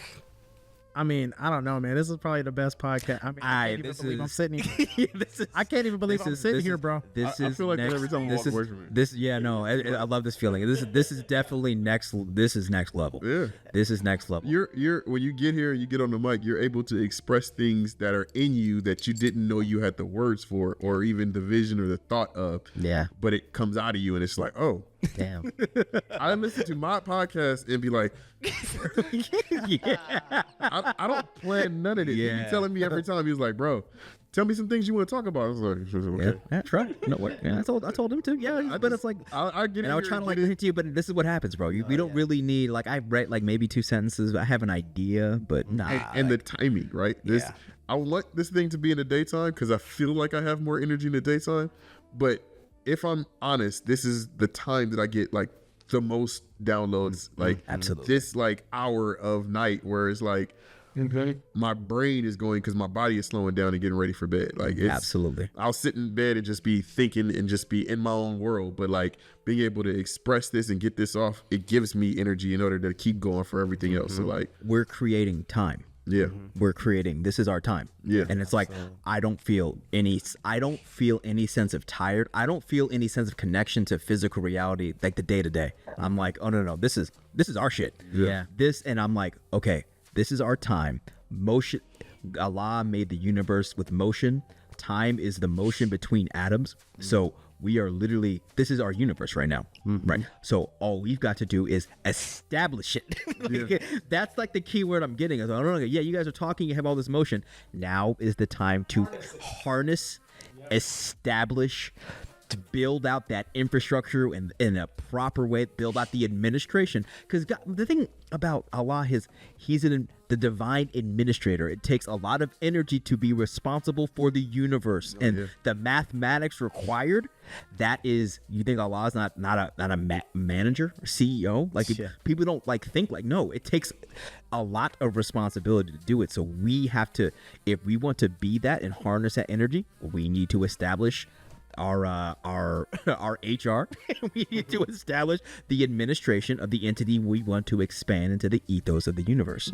Now is the time to do it, or else it's just going to be a cute little experiment. But the systems of this world are just gonna they're gonna win by default because they're more organized. They're organized and established. Yeah. What's your name again, brother? They'll never win. Like when they I mean, one thing that Amin said that stood out to me, that was different and like revolutionary and like doing something new in the world that the previous generations ignored, was like the respecting the youth and not necessarily putting them on the same level as elders, because it's always like we have to have respect of how we build things, but like give the youth respect and empower them and give them a piece of the pie. And that's what I feel like. I don't know how everybody grew up, but that was like the one thing that the older generation, that's the biggest thing they missed. They looked at young people as just like young people, as like they don't realize that's the future. Get out the conversation, y'all go there. It's a grown-ups conversation, even though there's a time for that. But the young people are gonna take care of you when you're old and crusty. So you probably should treat you the same way. So you should probably lock them in. You got early. so many people that are sitting in elderly homes. What did I do wrong? And it was literally like, when I was younger, you ignored me and didn't value anything I had to say. Exactly. Now that you're older and you have no ability to take care of yourself, this is how I should treat you. That's what happens. I mean, people get their elderly abuse is a real thing. So It's a real thing, bro. But it's because we were abused as children. Of course. I mean, it's like they were putting it there. They sealed their own. They instilled it. They sealed their own fate. One of the strange things that my mother did. My mother, Queen Amina. Shout out to Queen Amina. She made us business owners at a very, very young age. My little sister was like 3 years old. That's dope. And she was literally selling my mom's business cards. That's what's up. Like, Mom's a hustle. and then my mom was like, "Why is Julia not making no more money?" And it was because I figured out that if I drew paintings, Jalila could sell my paintings and say that they were her paintings. That's dope. And so and then my mom was like, "No, this don't work for me, because now you taking all my money and going to play video games with it." So my mom taught us. She went and got us incense and taught us how to make our own incense. I think I had to be like, I was like 10, 11, something like that. And we were in there making sense, coming up with our own different chemical concoctions, and like, "Oh, this smells good. I'm gonna come up with a name for it." And it was endless creativity in that project, and then going out and figuring out how to sell it. Like, for example, most people were selling their incense dry. I figured out that if you sell your incense wet, people can just leave the bag open, smell them while they're in there drying, and then they can take them out once they dry, burn them, and like have incense forever and a scent in their car. And I was explaining it to people. It was like, "Oh man," like, so I sell them wet like this. It's a little bit more of a hassle. I charge a little bit more for them, but it lasts you longer and you get more from it. And they're just like, "I like that. I'll pay $2 while everybody else is paying $1." Yeah, dude. On the business tip, that is beautiful, and that is the success. That is that's the missing ingredient in business today. all these businesses cut corners. He mentioned a restaurant he went to with his fam, and he actually gave them a plug without thinking about it, word of mouth, because the level of service was so high. Yeah. And what you're talking about is the level of service. When the level of service is high, nothing can stop that customer base from flowing. Nothing can stop the word of mouth. Nothing can. You are unstoppable. I grew up in my mom's car seat, or my mom. What you call it? Car seat? Yeah. Where they bring you inside, and you're just a baby laying there.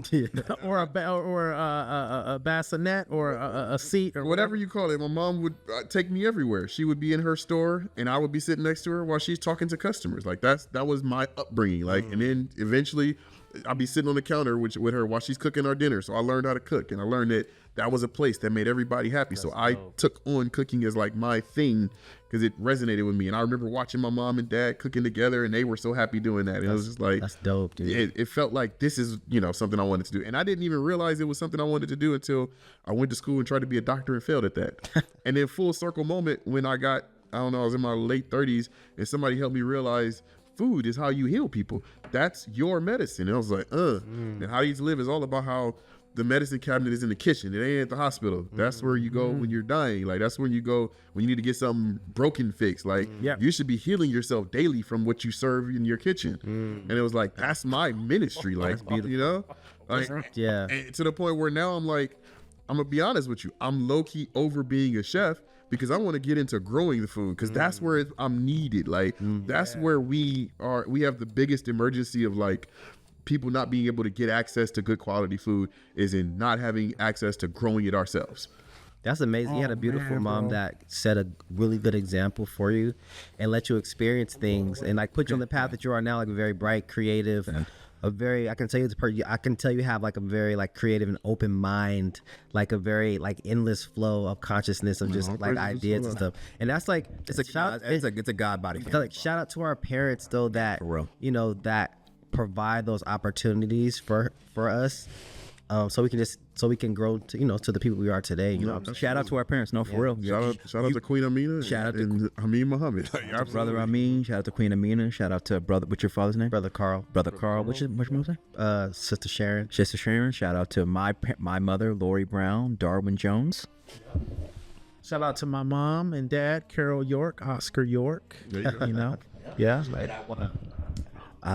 So yeah, while y'all was talking, I'm takeaways, and like what we're bringing back down is, like you said, a key word: give them a piece of the pie. That's it. Now, when we have these projects and we have these tasks, quote unquote chores thing for the youth to do in our kingdom, it's like, okay, no, give them the authority. Give them the authority to make decisions with them. That's so they're excited to do it. And I will say, that porch right out here, me and my son, we power wash it with water, and I made him the manager. I was like, all right, Alani, like, well, water's getting in the house because I didn't plan. It's like we had a hose, and I didn't think about there's a crack on the door, so we had the hose, and water was coming on the wood floor. So I was like, okay, Alani, I'm gonna go get the towels. Me and your sister gonna get the towels.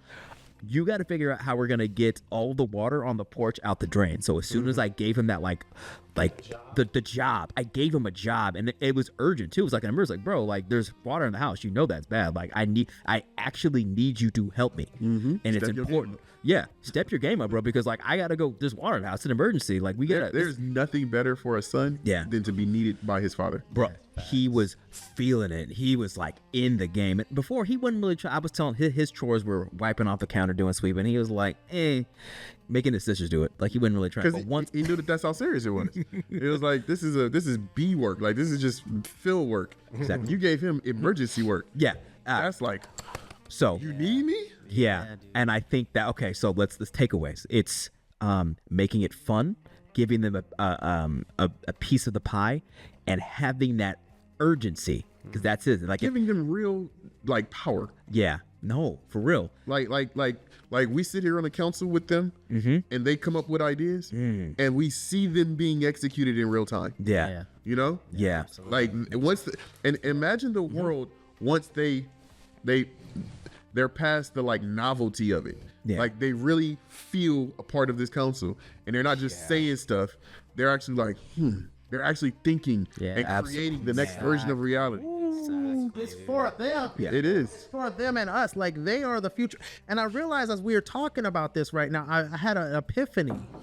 That's the problem with the world. Like, the kids aren't, the next generation, like, there's nothing for the kids. That is a theory that I've been playing with. That's the nothing whole time. for the kids. But listen. Not just the children. Every age range. Yeah. Our There's world is a nothing. result of one key demographic controlling the means of operation for everything. Yeah. Yeah. And so everything revolves The minority. around what they Yeah. want. Yeah. Yeah. No. Yeah. And everybody else is unhappy. Right. Imagine the world that we can create where everybody has a voice. That's real. You know? Yeah. Where like, I know it's chaos. I understand. No, It sounds chaotic. but it doesn't, because like you said, like there will be True interchange, representation. there will be representation, there will be different communication. They'll be like, hey, we got this. Yeah. Like, we're on this. Yeah. Like, we got the best whatever. We got the best farm equipment. We got the best drums. We got the best whatever.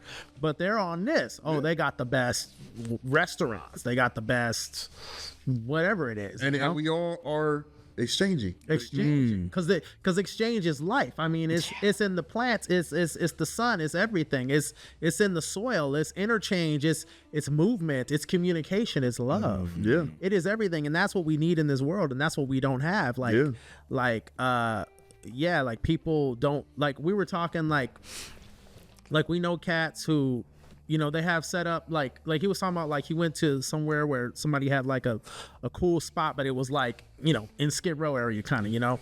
And I've seen that too, like in San Francisco, like years ago. I saw this dude who like was like very wealthy and successful. He had this crazy studio, but it was in the hood in Frisco, right? And it's like, I mean, you walk inside there and it's immaculate, and it's beautiful, but you go outside, you better watch where you're stepping. And it's like, but at the same time, like, he could clean up that area, empower that area. Like, he can just build, like, if you just give them something to do, like the power washing example. That was it. Simple. That changes everything. Simple. That change. You don't got to watch over your shoulder when you go into your car.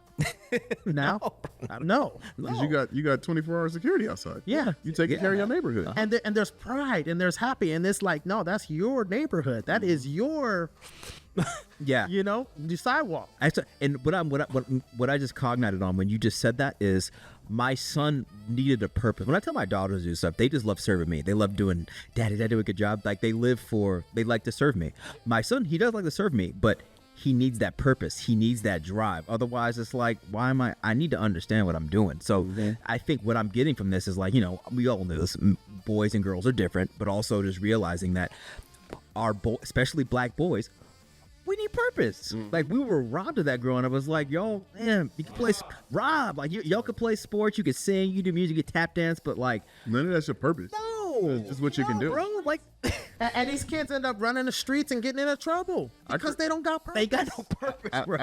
I created a whole like rites of passage program that I didn't follow through with because I see the potential for it, and I'm not in a position to put it where it needs to be and do it the way it needs to be done. But I feel like bringing children into the middle of nowhere and like quieting their mind and like camping out with them where like they're in an environment where like they're just raw, like this is all different and all new, and like explaining to them that the purpose of life is finding purpose.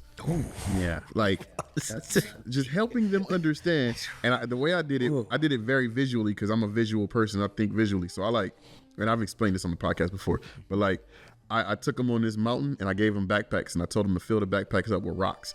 I was like, because we have like these quartz stones all over the side of our mountain. Oh yeah. And I told them, like, you know, y'all find pretty rocks, y'all can have them. Whatever rocks y'all like, y'all can have them. And so like they start filling the rocks up into their bag. And as we're walking, they're getting a little sluggish, they're getting tired. So like halfway up the mountain, I'm like, your backpack got kind of heavy, huh? And it was like, yeah. I'm like, well, think about every rock inside that bag as like a complication that you took on in your life. It might be a wife, a girlfriend. It might be a cigarette habit. It might be alcohol. It might be gambling. It could be any number of things, good or bad, that make your life complicated. When you put too many rocks in your bag, you make it harder for yourself to get up to the top of this mountain.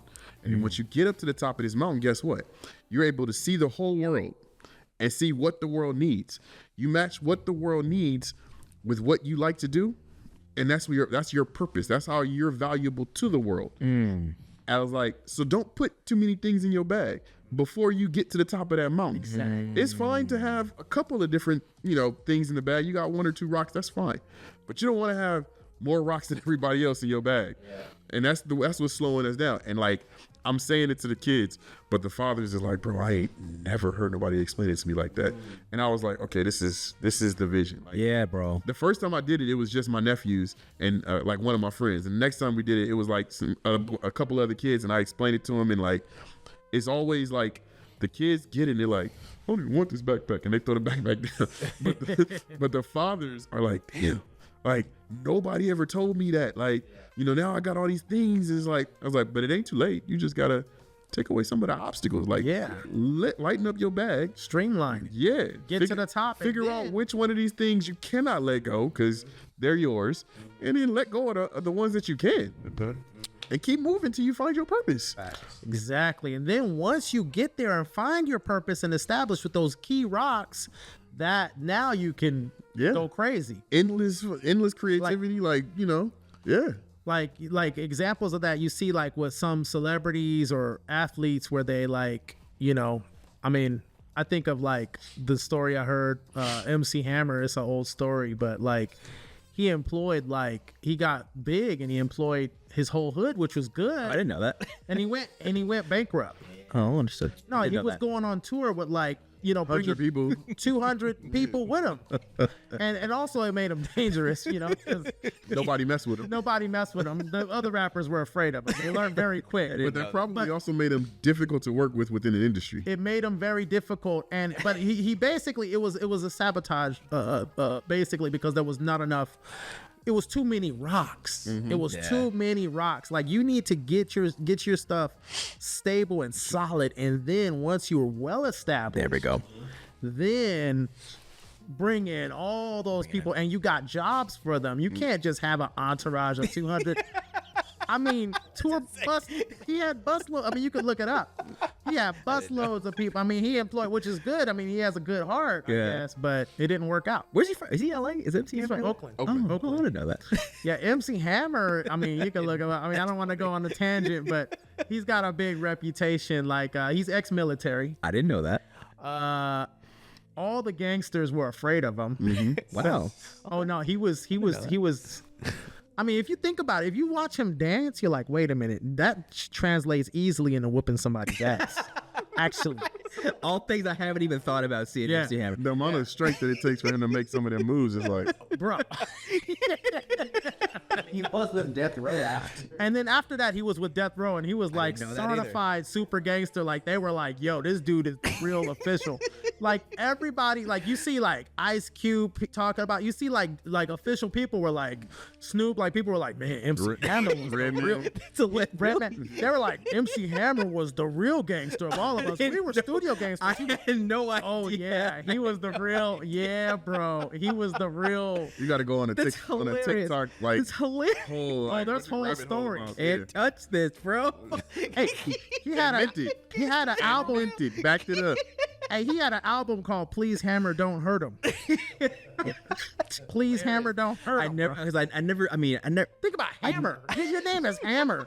Hey, bro, that's all you need to know. I never took him serious. I never took him serious. I never took him serious. I didn't either. I never took him serious. No disrespect either. I was just like, oh, he's got those hammer pieces. Yeah, he got the big hammer time. Like, no, that's he fun and hilarious. He gonna whoop your ass, bro. Like, dude. I grew up with him. My dad had him playing in the house at the same time he did DJ and all of that. So I kind of. That's funny, bro. Woo, that's really funny. So, Back to the lesson. He had too many rocks. Yeah. but okay, this is beautiful timing because you guys are going to go to the land, and I see your roles now. It's like, no, you guys have the visions, the rites of passage program, boot camp. They're perfectly aligned. Now it's just like, okay, well, what's the program going to be? How are we going to roll this out? Don't forget about Flocella.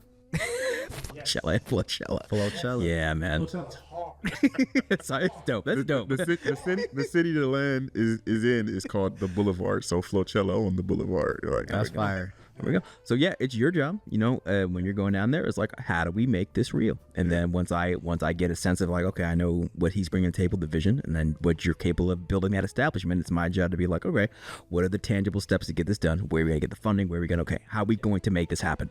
So we already know. So this is like the most.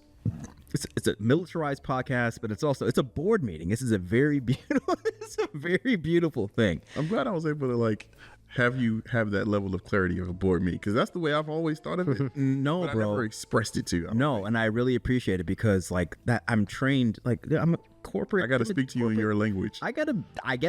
What Allah showed me is I gotta be this. I have to. I'm wearing a corporate suit right now, and I feel like this is who I am. I'm wearing a white button-up shirt, a bow tie. I'm wearing working boots, and you love it. I love it. It's who I am. It's what Allah has like trained me to be. We have to follow our calling. Like when he has prepared us for a post, we can't back away and buck away from the post, bro. We have to actually follow through. I want to build infrastructure. I want to build administrative systems, and I want to help people. I want to help black people. I want to help the black man. I love us. I'm not gonna apologize. I love us. No, that I'm not gonna apologize for that. Now is the reason why I'm like, okay, this I can work with. Like, absolutely. It was like, whatever we gonna do, I don't know what it's gonna be, but I know I can work with this. That's right. So like this is something I've been looking for pretty much my whole life. Like I had lots of people in my life doing lots of things, but it was like, I need somebody that understands systems better than I understand systems. That's right. No. That can help me fine-tune systems. Like original manufacturing. Yeah. That's what we do. Right? Yep. And he was a part of it. He's the one. But he made this logo. This is him. This is Tony designed the logo for it was just original manufacturing, but he's the one that was like, oh, actually OGMFG. I was like, oh, I condensed the he did. I was gonna ask too where that came from too for a second. Yeah. That's I built the website, obviously I believed in it, and that's a big thing. I wanted to work with you more than anything. And I was looking at it, and I was like, dude, you could just and that looks hard. OGMFG. I'm like, OG is original. Yeah. OGMFG. And I was like, boom. Original manufacturing is a mouthful. And I made that it. is perfect. And I made it, and I sent it to him. I was like, there it is, done. There it is, bro. And that's what I do. I've made a lot of logos. I've made, I've sat and just made logo after logo, and this is the next one, bro. Yeah, it's dope. Oh, it's fire. Yeah, it's dope. Yeah, it's dope. And Infinity. And Infinity. Oh yeah, no, it's going down, but it's a beautiful thing, man. But that is your role. That is our role. I'm with that. I'm with organizing. I did a bunch of study. I did about 4 years of study on administration policy. 4 years. That's dope. It is good, yeah, and it's like now I gotta apply this. That's right. Apply it. You have to apply it because you're the only one trained to do that. You have to apply it. Oh no, I have to. I mean, I can't not. Like it hurts. That's right. And the beautiful thing about this podcast is like if you put it on record, now there's this testimony. It's like, okay, are you cap? Or are you about what you do? Are you cap? Or are you for real? So that's beautiful. Like I put my weight on a graph, on charts and graphs. Nice. I put my blood. I have high blood pressure. And I put it on a graph, like so I could organize it and see what works and what doesn't work. That's right. Try fasting. Yeah. Oh yeah. I need to try fasting. Absolutely. Try fasting and then watch your result, bro. I do this weird thing. I know I'm not supposed to do it. It's probably like cheating, but like my job allows me to go to the doctor every 6 months for checkups. I just fast before the checkups. Clean bill of health every time. Really? One time I did not fast, and the doctor was like, "Oh yeah, your blood pressure's a little high. I want you to come back and see me next week. Do this, that, and the other." I was like, "Okay." I didn't do none of what she said. I fasted 3 days before my test. What? Clean bill of health when I came back in. Swear to God. Swear to God. What do you? Water, tea. Okay. Tea with I did peppermint. I love peppermint tea, so I did peppermint tea with lemon and honey. You never fasted before, bro? Not really. I mean, not intentional. Start bro. with. I've forgotten to eat. Since you're, I mean, we both did today. Here's what you do. Start with 1 meal a day. Yeah.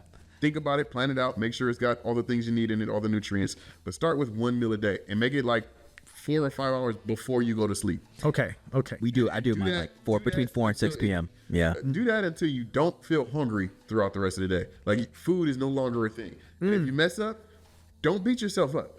Just next day, because it's not like anybody's putting this on you but you. Like do the best that you can, and if you fall short, pick it up again tomorrow. If you fall short, pick it up again tomorrow. But do that consistently until you 21 days to break a habit. Do that consistently until the point which it probably will only take like maybe 2 weeks before you stop being hungry throughout the rest of the day, because your body will automatically just adjust to whatever systems you're putting in place. Yeah. And it starts to remember, like, okay, we're eating at this time. You'll start getting hungry around the time that you set for yourself to eat. Wow. And it like our bodies are amazing. But once you get to a place, and it might take maybe a year or so before you get to a place where that's normal, and then you start going to 1 meal every 2 days. Yeah. And Does the meal? But the meal matters. Too, right? Absolutely. Oh, yeah. You can't eat no You need- bullshit. yeah, you need Oh, I don't eat. you need nutrients when you're fasting, like especially when you get to the point where you're eating 1 meal every 3 days. So like I usually like a soup or salad, some fruit like as dessert, like, and you can stretch the meal out. It don't have to be like within a 1 hour period. You can stretch the meal out to like a 3 hour period, right? You do your soup first, you relax, you get a little hungry again maybe, then you eat your actual meal, and then you relax, and you get a little hungry a couple hours later, and you eat a little piece of fruit or something like that. But that's your 1 meal. And then you don't eat again until that time window. period again. That window. The next day. Window. Wow. I love it. I love Yeah, it. bro. I love it. Absolutely. That's why, like, doing this, because Elijah Muhammad like suggested us to do 1 meal a day. Yeah, that was when I read that, I was like, okay, that makes sense. I did it, and it worked. So therefore, I joined the nation. Or no, yeah, it was very mathematical. It's like it worked. Yeah. Therefore, I'm gonna do more and join the Nation of Islam. That's simple. My mentors, which includes my mom, but also like a couple other brothers, they all came into the Nation of Islam because they couldn't prove anything wrong. It's real. And one of them, I'm not gonna name no names, but one of them told me, as soon as I do, I'm out. Oh, as soon as he proves one thing wrong, I'm out. That's a scientist, bro. I That's mean, a scientist. yeah, I agree. That's real. No, He's like, I've been in here 20 years. I ain't found nothing wrong yet. that's right. No. And so like, to me, it's like, that's what it is. That's the way you should approach everything in life. Prove it wrong or prove it right. Beautiful. No, and you should operate with as a scientist. You should be skeptical. You If shouldn't be married to like something Things that you know are flawed. that you know are flawed, and then pushing something on people like that's messed up. That's right. That's the word that we what we do is we because of capitalism, it doesn't matter if it's wrong. It's making me money. Very true. And we keep moving forward. Yeah, that's And, what and people. that to me, that's selling your soul. That's selling. That is selling your soul for the bag. Hoeing, a lot of people, they think, oh, a hoe is somebody who's selling their body for money. No, it's like what you're saying. Like they're just for the wrong reason. They don't have integrity. But they're actually even harming themselves and harming their community and harming other people. They don't even see that. They're so unaware. They don't even see that they're harming. Yeah, it's bad. I just thought about this. When you start changing the way that you eat, prepare yourself mentally in advance. The universe is going to start sending you free meals in the morning or times outside. It just happens. Yeah. Like you Donuts, bro. Donuts will come out of nowhere. Like, Yeah. all of it. Donuts is Just pizza. mentally prepare yourself. Like I believe it. it just happens. It's gonna happen, and it's gonna be crazy because like. That's the way that the chaotic energy works. That's right. That's how it works. That's If you That's how it say works. something, That's now the- you have to be tested on that thing that you declare. Yes, because you right. put it out there and you put the test out there, and That's it's right. like, we make our own problems. Yeah. We make our own challenges. We really, really do. I don't believe in a external devil. I don't believe that the devil is one specific red person under the ground. No. God and the devil manifest through the physical reality through us. Yes. Absolutely. That's the yes. fact. It's all us. That's right. All of it. It to the degree that we feed the devil wolf or feed the smaller wolf or feed that negative energy is the degree that energy grows. That's right. Yeah. Fact. And you got people out there who were born feeding the negative energy, and they fed that thing so much that there's no reversing the process for them because they didn't kill the other one.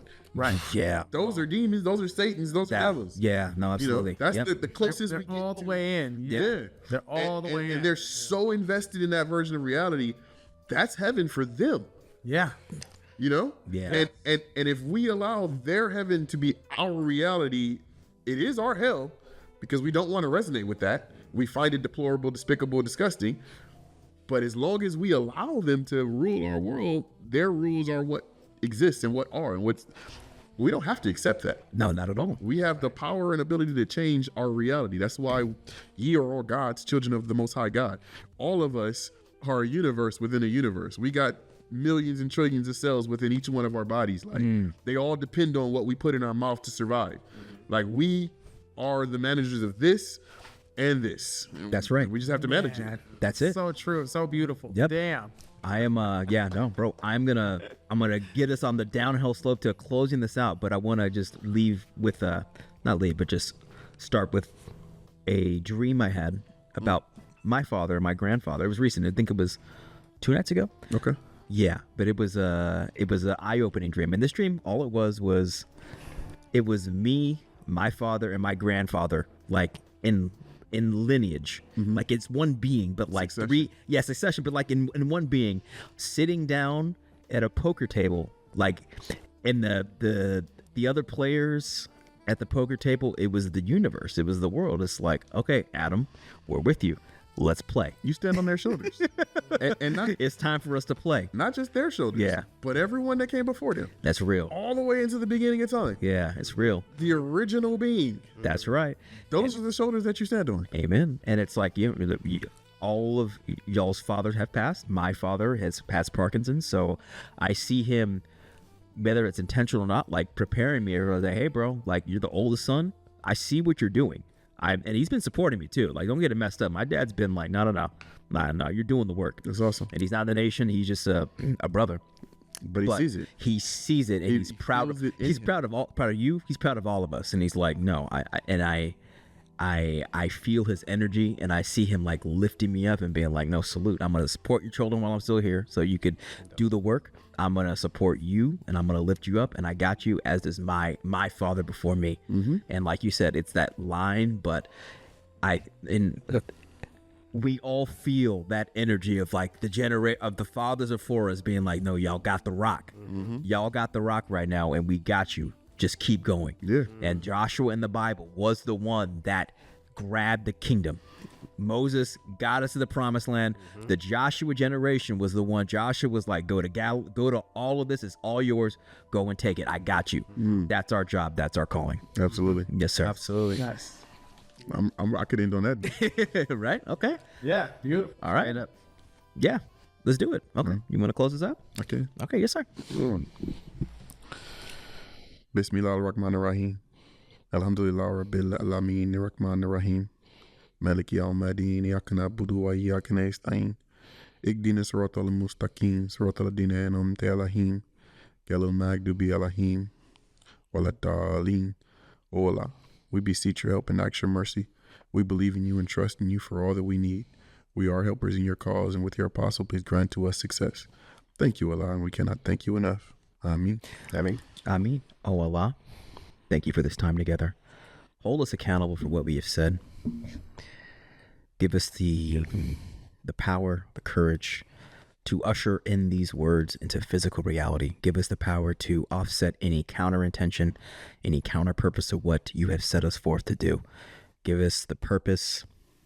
Give us the light. Give us the energy to be the leaders of the next generation, to guide the youth, to guide our young black boys, to guide the next generation of people, to usher in the kingdom of heaven. We love and serve you alone. Ameen. Ameen. All praises to Allah. Praise to Allah.